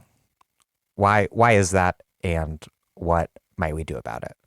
Yeah, there was a kind of growing momentum, and I'm sort of using that term intentionally because Sunrise explicitly adopted what's called like momentum style organizing. But anyway, there was growing momentum in both senses of the word around climate politics, around anti-fossil fuel action, around the Green New Deal as this alternative political economy in the years leading up to the pandemic. And those articulated as well with Bernie's campaign and Bernie having the most kind of ambitious climate policy. They articulated also to some degree with DSA's Green New Deal work, which I was also very involved in. With the pandemic, in general, and with the very important exception of the George Floyd uprising, which we talked about last time, as well as labor militancy, which we'll talk about more in a moment. In general, we saw like a sort of demobilization on a variety of fronts during the first couple of years of the pandemic. And I think that the climate and environmental movement was no exception to that. I think in the past year, we've seen a sort of resumption of climate action in terms of, and what I mean by that just narrowly is like anti-fossil fuel, also environmental justice, local movements that are contesting, environmentally destructive and climate destructive projects. I'm not sure, and this is where I want to sort of ask Amna to see if she's tracking this. I'm not sure that we've really gotten to the pre-pandemic point, especially also in terms of youth involvement and all of that. And so that brings me to Sunrise, and as someone not involved in Sunrise, because as one Sunrise person told me several years ago, I'm a quote movement elder. This was like when I was like 33 or 4. I don't know. No one had ever called me an elder. I was like taken aback by it. I wasn't sure what to do with it. Anyway, point being, I was never young enough to be in Sunrise, in the sense of as Sunrise has existed. So I've never been in Sunrise, so I'm not speaking from someone internal to the movement whatsoever. But I think it's relatively clear, and I draw on folks like William Lawrence and other who have involved in founding Sunrise and have written excellent pieces on the sort of arc of Sunrise. It's very clear that Sunrise is not what it was a few years ago. And I think that there are different reasons for that. It has to do with relatively strict generational parameters around who gets to participate in Sunrise, right? And the kind of centering of young people in very explicitly as a youth movement. And I think that there are some obvious pros and cons of that. But, one downside is that your best leaders kind of age out of it. And then there's interruption of kind of institutional memory there and organizational memory. And I'm not trying to say that younger people can't be also great leaders. I'm just saying that folks that have been on the ground and participated in trainings and been in specific struggles at a certain point are going to become 30 or 35 or whatever it is. And then they're no longer in Sunrise, right? And so that I think kind of creates the seeds of its own undoing in certain ways. But that's just one piece. I think in addition, there's the general dynamic that we've talked about a lot, so I won't rehearse here, of like Bernie's loss and what do you do next? And in that moment of Bernie's loss, I think my understanding is that a bit of a divide occurred between some of the most active local hubs, I think they're called, and then the sort of national leaders, where the national leaders got pretty involved in kind of high-level politics, trying to influence Biden's campaign and influence Biden's policies when he was inaugurated, and some of those unity commissions or committees or whatever they were called. So anyway, there was this kind of access politics at the national level, but very disconnected from like local hubs, which I think had still kind of more radical ideas about what Sunrise's politics might look like. And then maybe a third piece is just like the limits of momentum style organizing, which I referred to earlier, which I will not pretend to be an expert on, but does involve very explicitly nonviolent civil disobedience, and also a kind of sense that by kind of recurrently protesting in a nonviolent and civil way around a certain issue, in this case climate, you will like morally persuade a broader majority to adopt your views, and you will shift the Overton window, and you will kind of politicize, previously not politicized areas of policymaking, in this case, again, climate. So I think that had some success. I think it's to the point where, the median Democrat voter is like more aware of climate, is like more aligned with something like we could call like loosely a Green New Deal. And that is to Sunrise's and other movements' credit. But I think that reached its limits in part exactly because of what we were talking about earlier. And Gabe, I think, hit on a lot, which is that the limits of the base of Sunrise, right? Like if DSA has a base that we could define in sociological terms that is like whiter and maybe more educated than like the median Democratic voter might be. Sunrise, too, has like obvious sociological limits and like was not itself going to generate a multiracial, broader like working class kind of movement. And so I think that all of that has come to a head in various ways. And Sunrise, in my view, though I would love to be wrong about this, actually, has sort of reached its sort of political peak and is now in a situation, again, to use Gabe and Omna's terms from earlier, of like slight disorientation or disorganization, and is maybe regrouping, and that would be great. But, I don't think we've seen the fruits of that. I think there's been a broader shift, which is the shift in terrain, right? So we've been talking a lot about terrain and landscape and conjuncture throughout these episodes. And, that it's clear that the terrain of climate politics has shifted to this realm of kind of public policy and investment. So when previously climate politics, especially at the grassroots level, meant contesting, environmentally and climate destructive projects, whether a power plant or, or a pipeline, I think now it primarily seems to refer to climate politics, shaping the terms of state intervention and state investment and private investment as well in like green technologies and in the renewable energy sector and that sort of thing. And I think as much as I think that shift in a way is welcome, like I think that it's very important for the left to engage on those terrains. I also think there's a problem there, which is that we are continuing to explore and extract for fossil fuels and also use them. And like we cannot have a climate politics worth its name that only focuses on the sort of positive end of like investing in renewables and sort of gives up on like, with a lot of militancy, contesting pipelines and power plants and all those things that continue to be built. Movements are still contesting those things, and I'm not trying to erase them, but it's just clear that, again, the center of gravity has moved towards like engaging with how do we implement and improve on the IRA rather than like how do we make sure that X pipeline is not built, right? And so, better articulating those, I think, would be a positive. And the fact that the terrain has kind of shifted to investment, again, should not, while I think there's a major downside of losing focus on keep it in the ground in terms of oil and gas and coal, there is a positive way to view this for the left, which is that the left already has a green investment platform, which is the Green New Deal, right? And the left arguably has been thinking in terms of public investment and how to reshape the power sector and how to, decarbonize transportation through this very equitable and very holistic kind of platform for years now. And I think we should not give up on that, continue to see the Green New Deal, whatever we want to call it. I'm really not attached to specific terms, but continue to see it as relevant and to think more concretely now that like liberals are also saying we need to invest, like what is different about the left's green industrial program or policies versus liberals, and how do we build a working class coalition that pushes the edges of what's possible in terms of green investment. And there I would say that something that personally gives me a little bit of hope, despite all of the sort of more maybe negative things I've been saying about where the climate movement is at right now, is the emergent and nascent, but still happening climate labor alliance vis-a-vis the UAW, which we'll talk about more maybe in a moment, and like climate allies really stepping up to support the UAW's militant direction and potential strikes. And that climate labor alliances that are not new, that folks have been working on for literally decades. We all know that there's a long history of climate and labor and environmental labor coalition building, but it needs to breathe new life in it in this exact moment. And I think it's very it's great and hopeful that those relationships are being built or rebuilt, as the case may be. Okay, yeah, let me start with Sunrise and then move from that.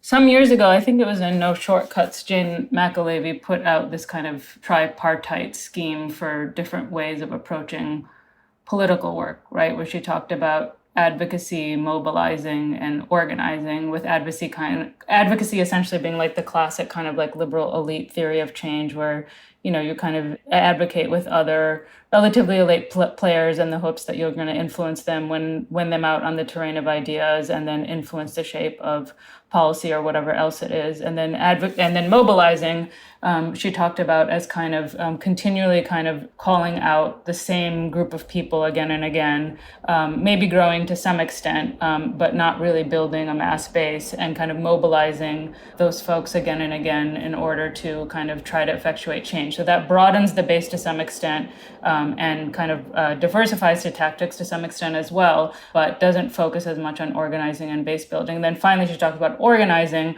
where you are trying to build a larger and larger social base in order to not just change the face of law and policy, but obviously to change who governs, to put it maybe a little bit too simply. And so I think one of the things with Sunrise and all of the kind of momentum-based organizations, of which there are many, and they've done incredible work, is that they have mobilized and moved a whole generation of people in, I think, really important ways. And so I don't mean to suggest that they've just kind of recycled the same group of people or the same kind of strategies and tactics, but they have kind of stayed in some real ways in a mobilizing kind of framework. Maybe not for lack of trying. I don't know. I've never been, I'm not inside Sunrise in any way, though I have talked to a bunch of momentum people, including in Ohio, over the years.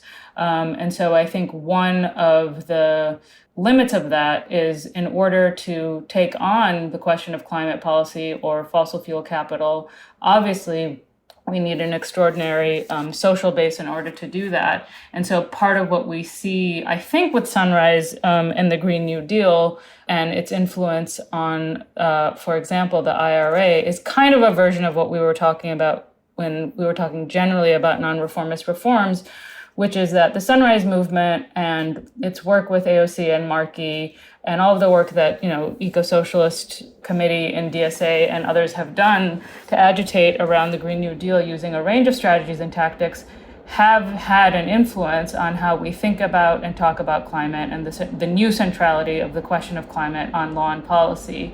And yet, once you get the IRA, and maybe even before that with Biden's election, there's not enough kind of durable organization to kind of sustain beyond that moment and figure out what to do next, because of course we have to keep pushing. The Green New Deal in itself was kind of just a pivot point, not kind of the end game by any means, and we're not even close to that. So the second thing is, I think this question of who is the climate left is actually really important. And I think one of my takeaways from our conversation, both last time and this time, is that across the left, we're just in a moment of deep disorientation, maybe to take Gabe's word, but also kind of recomposition with the organizational formations, particular ones waning or reconstituting themselves, and hopefully some new ones emerging.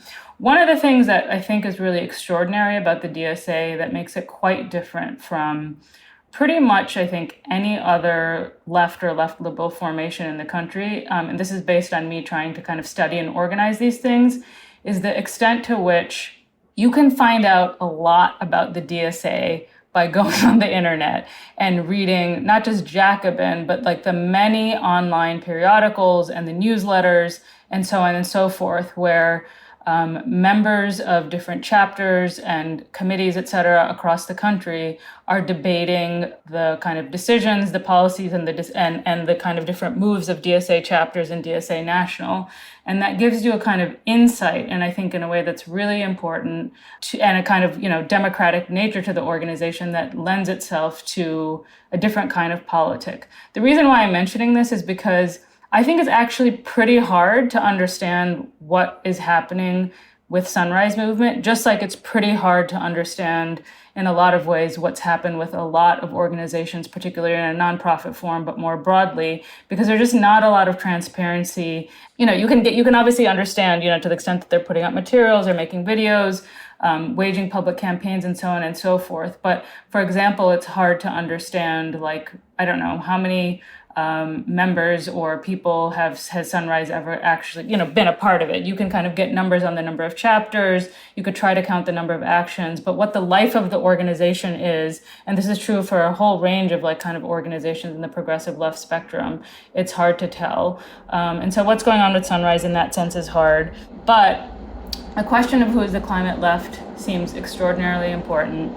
I think one of the things that we're learning is, as we know, many of the big crises that face us, whether it's climate, the question of democracy, the future of the Supreme Court, all these big abstract questions which we could talk on about for hours and hours, in order for it to move people in the way that we need people to move in order to make a change, requires not just organizing, but tying these big abstract things to particular places and questions and kind of things that people are dealing with every day.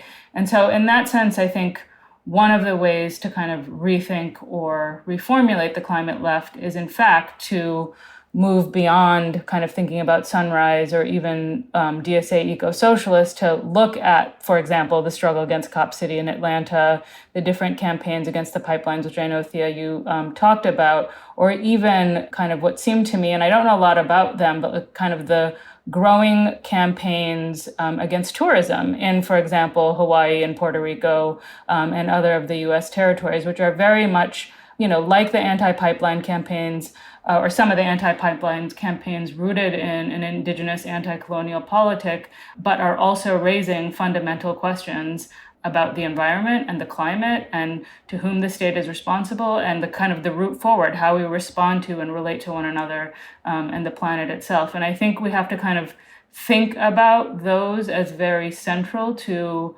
where the climate left is now, because that is where, these big abstract questions are meeting people in their everyday lives and creating emergencies that we have to respond to and that people have to respond to because they're literally living through their homes being decimated by fire.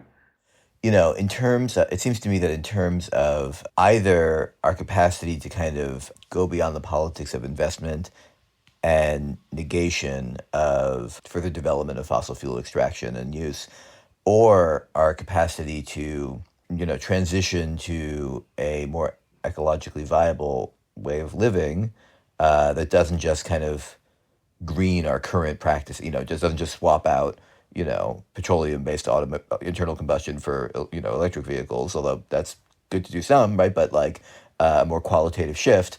Obviously, those are limits that we have not yet figured out how to surmount, and we are all kind of hoping that some of the kind of contradictory victories of the last couple of years might help us to cohere a social constituency to surmount, in particular, by helping in the process of composition of a working class environmental politics.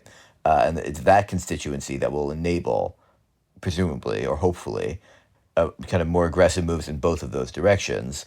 But, that then kind of raises the question that we've been going through this whole conversation, which is like, does a kind of contradictory, liberal-led, somewhat left-influenced, but also subject to various other influences, kind of policy program open up such possibilities? I do think it's important to see contradictions as opportunities, not just problems. Folks may have seen circulating the quite funny quote, I can't remember where in the country it was from, of some guy whose like small business is prospering because of a Biden investment in an IRA investment in his town. And the reporter's like, "Do you like this investment?" And he's like, "Yeah, it's great. My business is doing way better. My whole life has changed." And then the reporter's like, "It comes from Biden?" And he's like, "Oh, then I don't like it. I think it's bad." And, I get why people are making fun of that, and, fair enough in some ways. But that's an opportunity, right? To the extent that we can bring about that kind of contradiction, we're going to have to be in that contradiction for a long, long time, I think, before we kind of resolve it our way. And people are going to get frustrated with it, understandably. But I think it's important to see contradiction as a tool and not just a problem. We've talked a lot about the left and liberalism, and we should definitely talk about conservatism and the right as well. Generally speaking, it seems clear that the reactionary and authoritarian politics that were, a normal part of the so-called normal pre-Trump right, that they only continue to dramatically intensify in new and sometimes very strange ways over the years.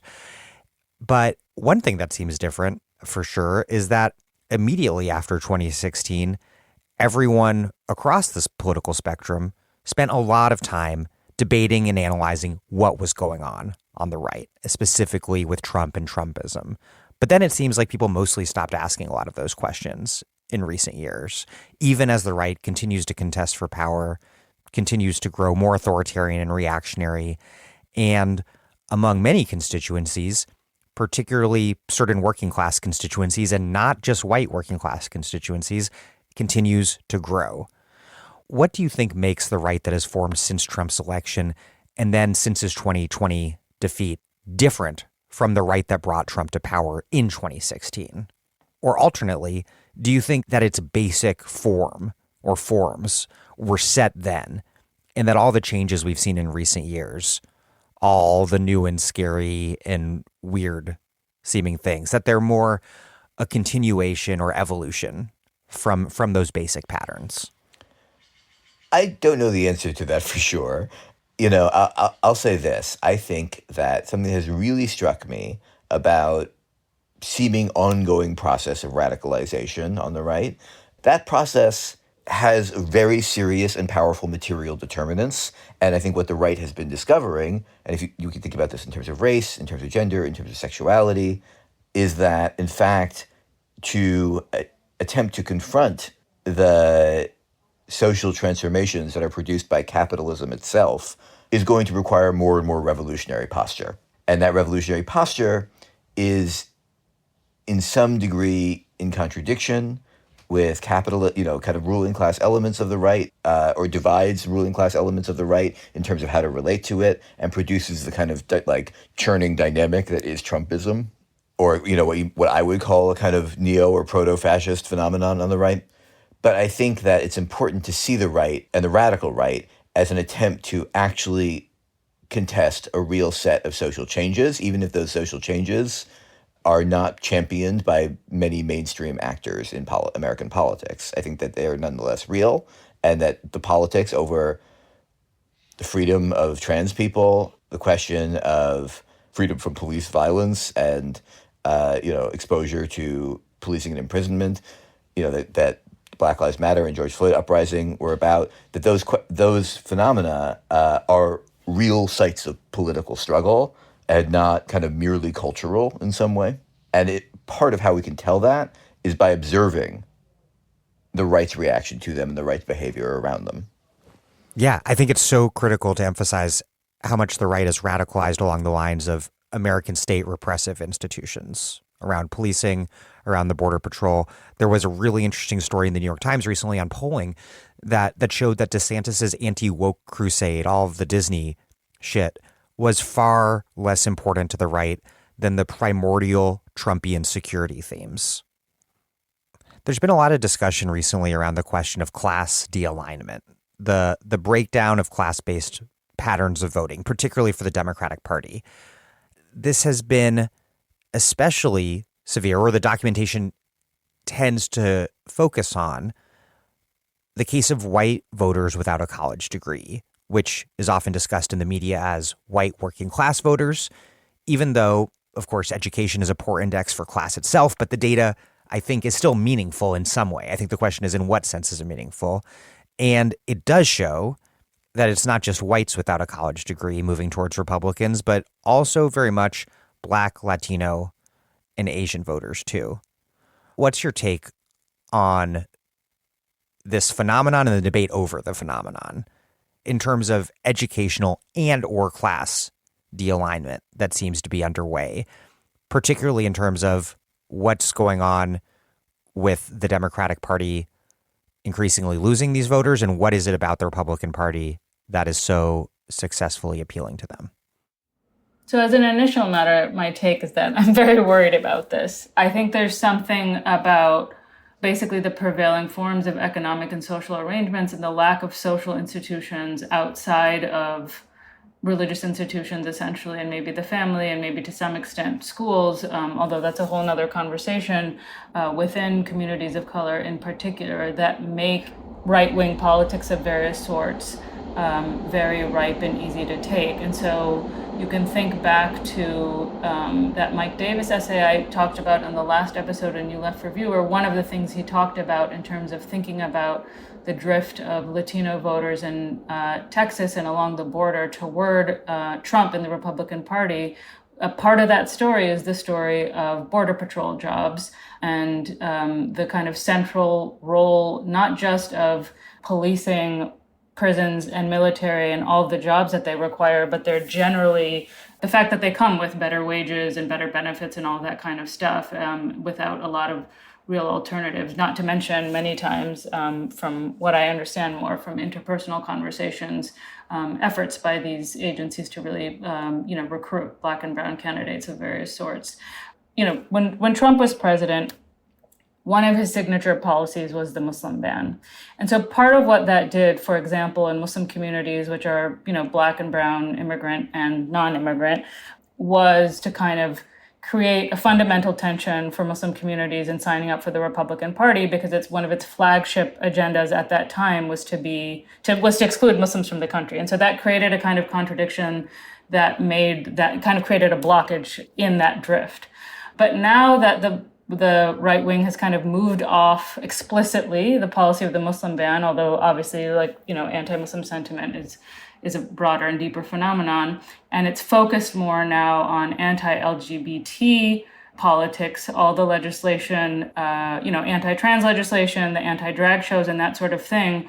One of the things I'm hearing from friends and people across the country is in places where there are Muslim constituencies that create any kind of sizable voting bloc, Republican and right-wing organizers basically are moving in different ways to sign up and mobilize those communities to sign up for a more explicitly anti-LGBT politic. It's not just with Muslim communities, it's a broader phenomenon because of just in some sense, the open playing field of the social and all of the gaps that it leaves, since we don't have many social institutions in which people are acculturated in any kind of different, kind of politic. Although I wouldn't use the language of class de-alignment, and would have a kind of critique of the way that argument is developed, the phenomenon that it describes is real. I think that the increasing leftward drift of the middle class means more than one thing at a single time, right? It means both, kind of like upper middle class suburbanite resistance libs and college students working at Starbucks to try to, get their degree and forming a union. And both of those are kind of elements of that. So I think we should be somewhat careful with it. And I don't think most of the people who make the class de-alignment argument would say this. It certainly does not mean the Republicans are becoming a working class party, right? Which is important to underscore. As Amna is saying, I think the radicalization of the right allows for these kind of both these inroads by the Republican Party in general, and then also these very weird and perverse phenomena like, non-white participation in neo-Nazi politics, for example, right? Which is something that we had these kind of prominent anecdotal cases of in the last few years. And, similarly like trad wife type phenomenon, right? Women's participation in like ultra misogynistic politics and so on. The way that the Democratic Party or liberalism have kind of exposed themselves to this kind of undermining, certainly expands the kind of field of opportunity for that kind of thing. And then there are kind of ideological entrepreneurs, people essentially like an Andrew Tate or he's less expressly political, but people sort of like that who then figure out, in their community, in their neighborhood, on their YouTube channel, whatever it might be, how to kind of take some advantage of that. It sounds like the argument you're making is that the class or educational de-alignment phenomenon is important, but it doesn't tell the whole picture of what's going on with class formation in the United States. What then is that big picture? And how might the organized left relate to it? Yeah, so on the one hand, there's the ways that like socioeconomic processes are kind of bringing new groups of people together around relations of production, are creating new sites of conflict in those relations, right? And then there's the kind of political meaning articulated out of those relations and out of those processes. And one doesn't flow automatically into the other.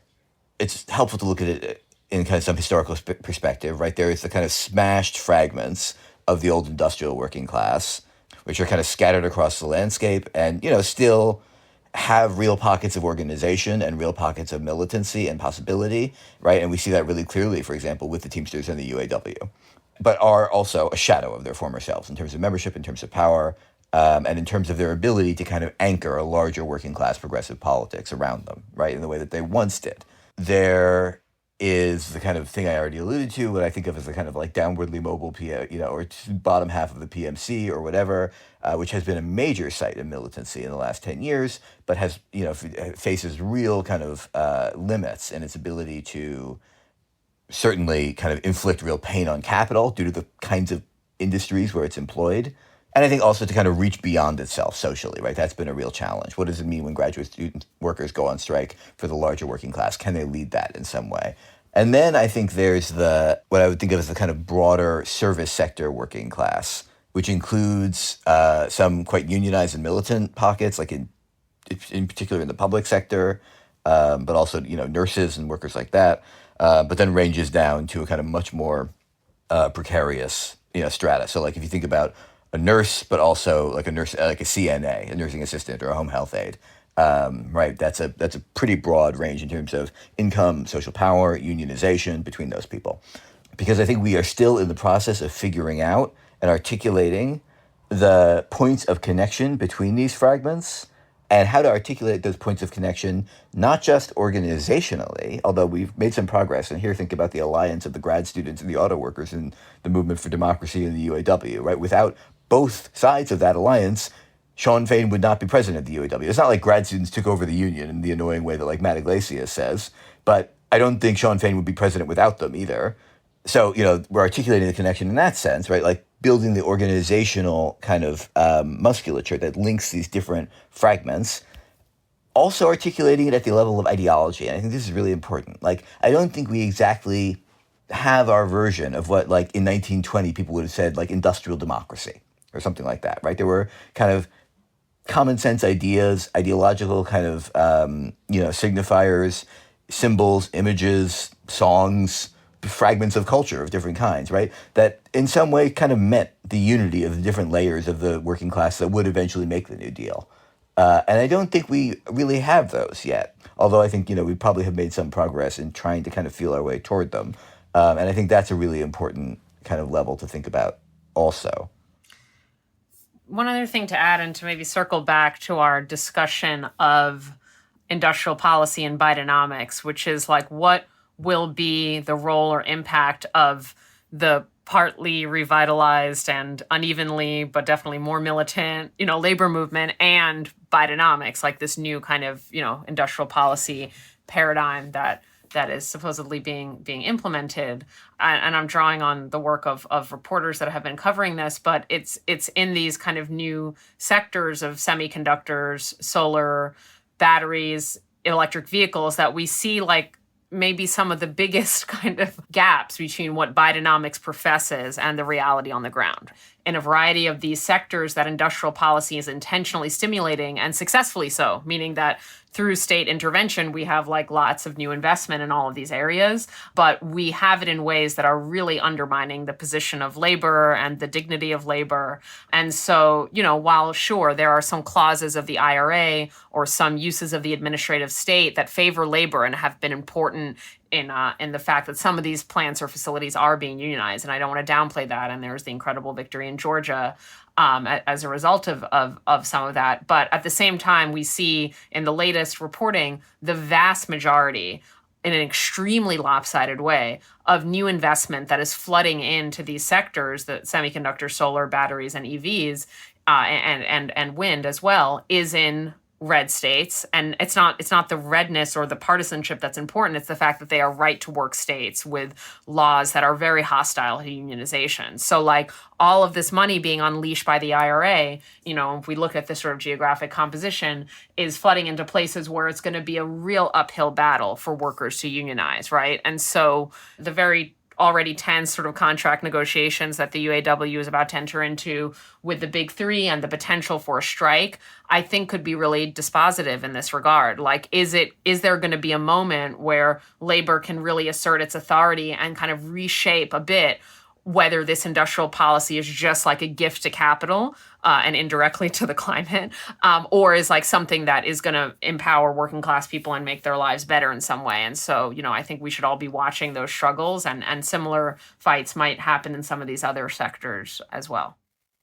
This has been a discussion about the American conjuncture. And if you're listening to this from elsewhere in the world outside the U.S., the main reason you care about this discussion, I suspect, is because the capitalist world system is, in many senses, an American-led imperial formation. And the facet of Bidenomics that's most opposed by the left, and for very good reason, is its geopolitics, specifically the measures designed to block China's economic and technological development, and that seem to have the U.S.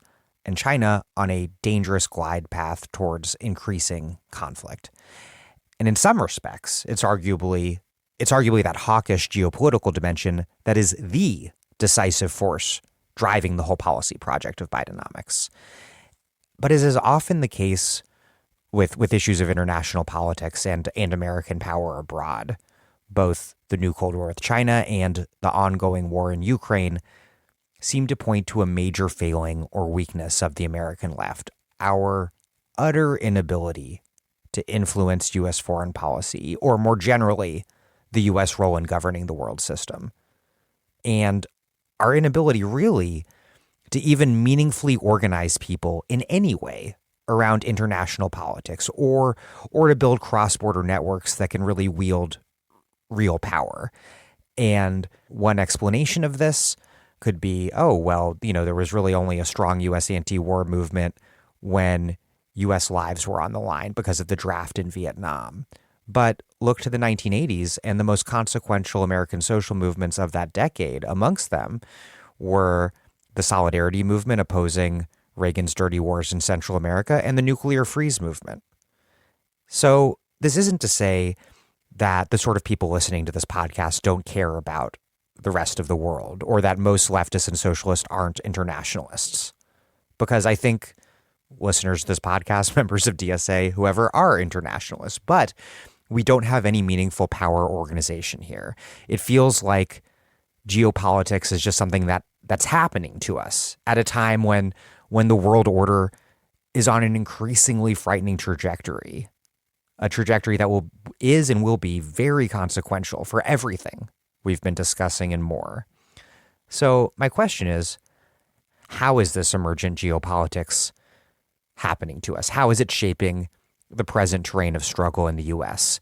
And then what might make it possible for us to play some role in shaping those geopolitics so that they can point us away from conflict and towards, say, climate cooperation? Is there anywhere where we can see the outlines of a new popular internationalism taking shape in the United States? I've heard people argue that we should be looking to immigrant rights politics as an entry point, and that might have been a promising place to look under Trump, but immigration, briefly a major issue for anti-Trump liberals and leftists, seems to have collapsed as a salient political category almost everywhere but the nativist right, which is as obsessed with anti-immigrant politics as ever. It does seem to me like immigrants' rights politics actually is a very ripe area for the left wing to put pressure on liberals and actually make some real gains in the direction we've been talking about across these two episodes, for the reason that the economy is suffering from what seems to be a quite durable labor shortage.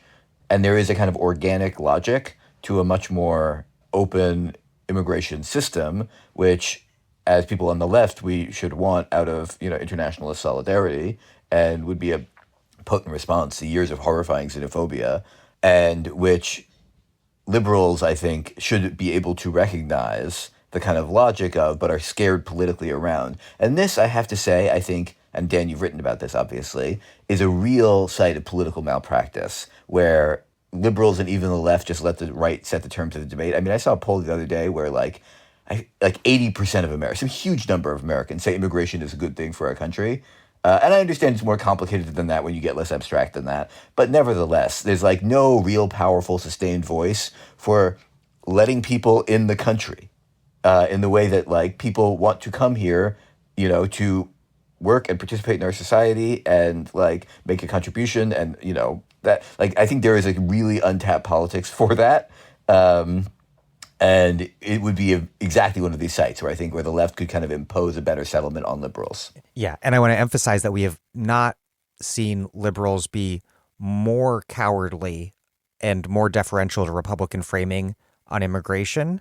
This is like the worst that we've seen in a very long time, which is not what you would have suspected from, say, the Democratic presidential primary debates in 2020, when you had like everyone on stage pretty much articulating positions significantly to the left of the Obama administration on immigration.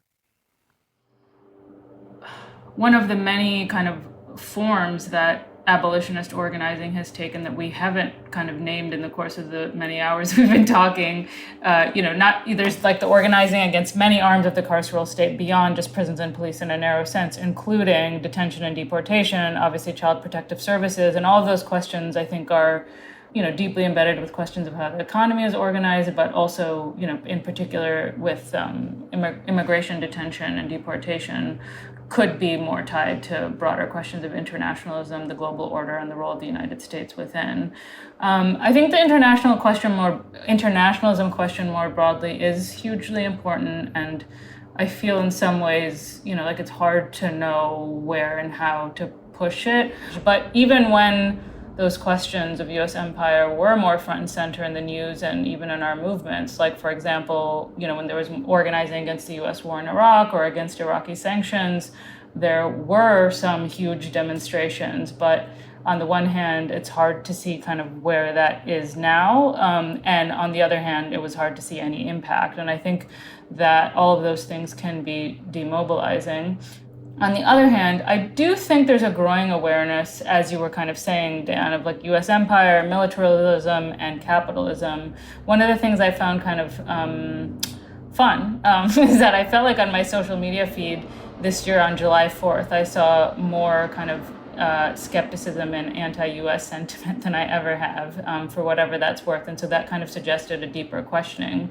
I think one thing that seems extraordinarily important to this conversation and that's changed in the course of my life and is significant, I think, for the composition of the U.S. left is the way that the question of Israel and Palestine has changed substantially in all sorts of ways, in how it lives and animates debates on the left and the kinds of the willingness among broader segments of the left in the United States to take action in solidarity with the Palestinian people or against the Israeli state. And so in 2021, the spring after the George Floyd rebellions, the protests in solidarity with the people of Sheikh Jarrah who were being evicted in various ways from their homes, those protests were all over the country. I mean, I remember there was a pretty massive protest even in Columbus, Ohio, where I live, and I'd never seen any protest really, other than something very small that had anything to do with much going outside of the United States. And I think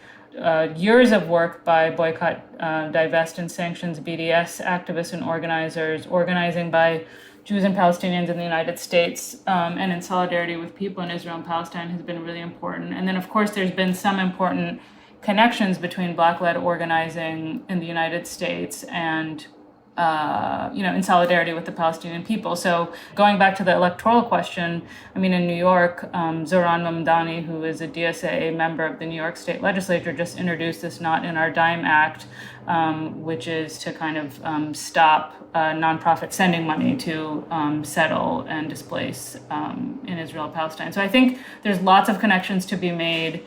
I think one of the things that's really difficult is the question of kind of who to align with and how to build relationships across borders. I think sometimes we don't know in our own cities who to do that with. So to try to figure out how to do it in another country, I think is incredibly hard.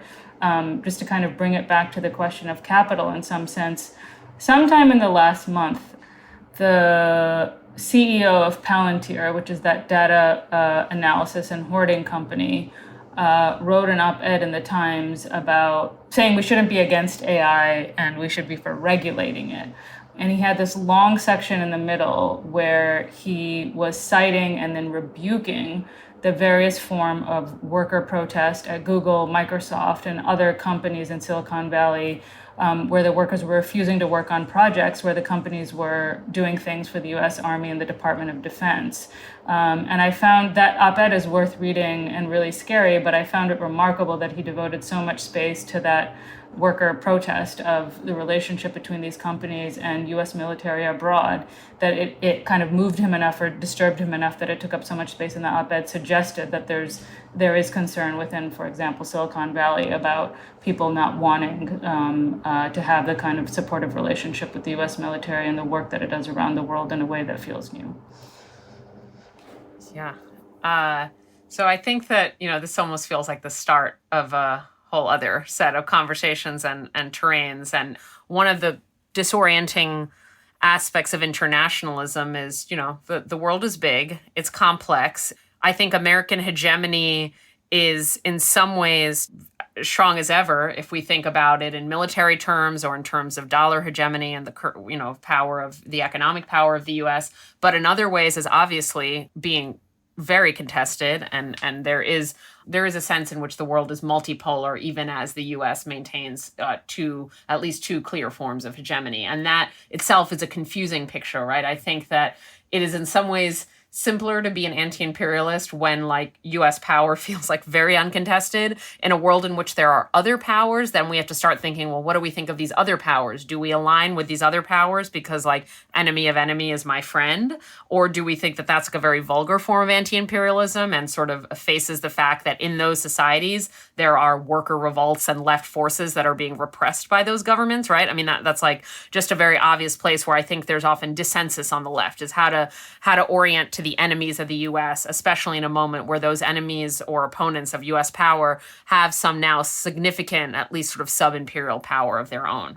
And then maybe a little more granularly, even in contexts where there are leftist governments, I think in Latin America, for example, there's all forms of complexity there too. Like, are we meant to be in solidarity with a government? Should we be in solidarity with the movements or bases of that government? What about when there's disagreement between those? Should we just stay out? These are debates that have been circulating around the U.S. left for decades, and they're not new. But I do think that the sort of polycrisis / multipolarity of the world kind of makes them a bit more challenging.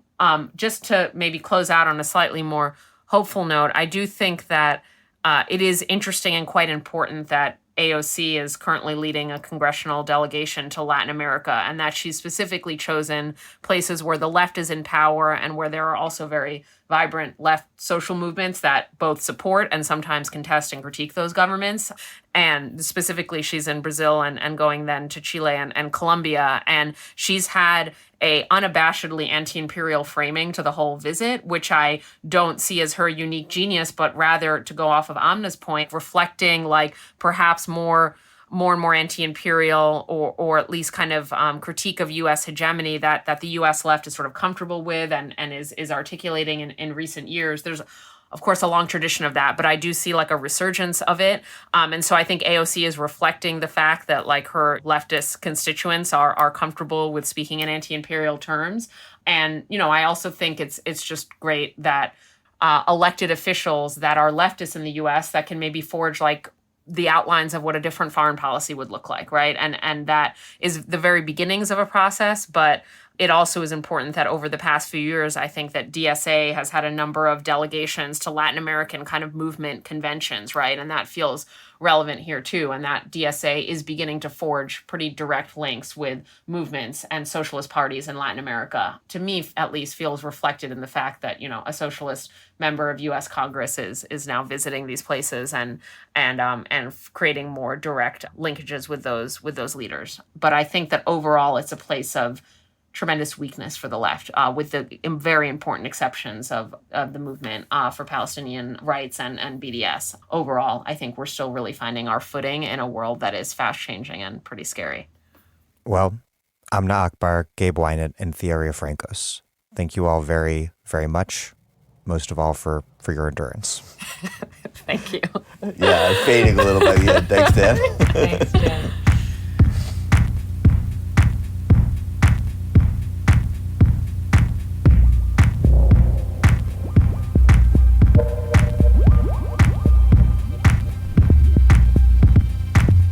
That was the second of my two-part interview with Amna Akbar, Gabe Winant, and Riofrancos. Amna Akbar is a professor of law at The Ohio State University. She writes about social movements on the left, their demands and campaigns, and how they relate to questions in institutions of law. Gabriel Winant teaches history at the University of Chicago. His first book, The Next Shift, The Fall of Industry and the Rise of Healthcare in Rust Belt America, was published in 2021 and discussed with me right here on The Dig. Riofrancos is a professor of political science at Providence College who researches resource extraction, the energy transition, supply chains, and social movements. She's the author of Resource Radicals, the co-author of A Planet to Win, and currently writing Extraction, The Frontiers of Green Capitalism. Thank you for listening to The Dig from Jacobin Magazine. As Marx once said, after noting that accidents themselves fall naturally into the general course of development and are compensated again by other accidents, but acceleration and delay are very dependent upon such accidents. While other podcasts similarly interpreted the world in various ways, our point is to change it. We're posting new episodes every week.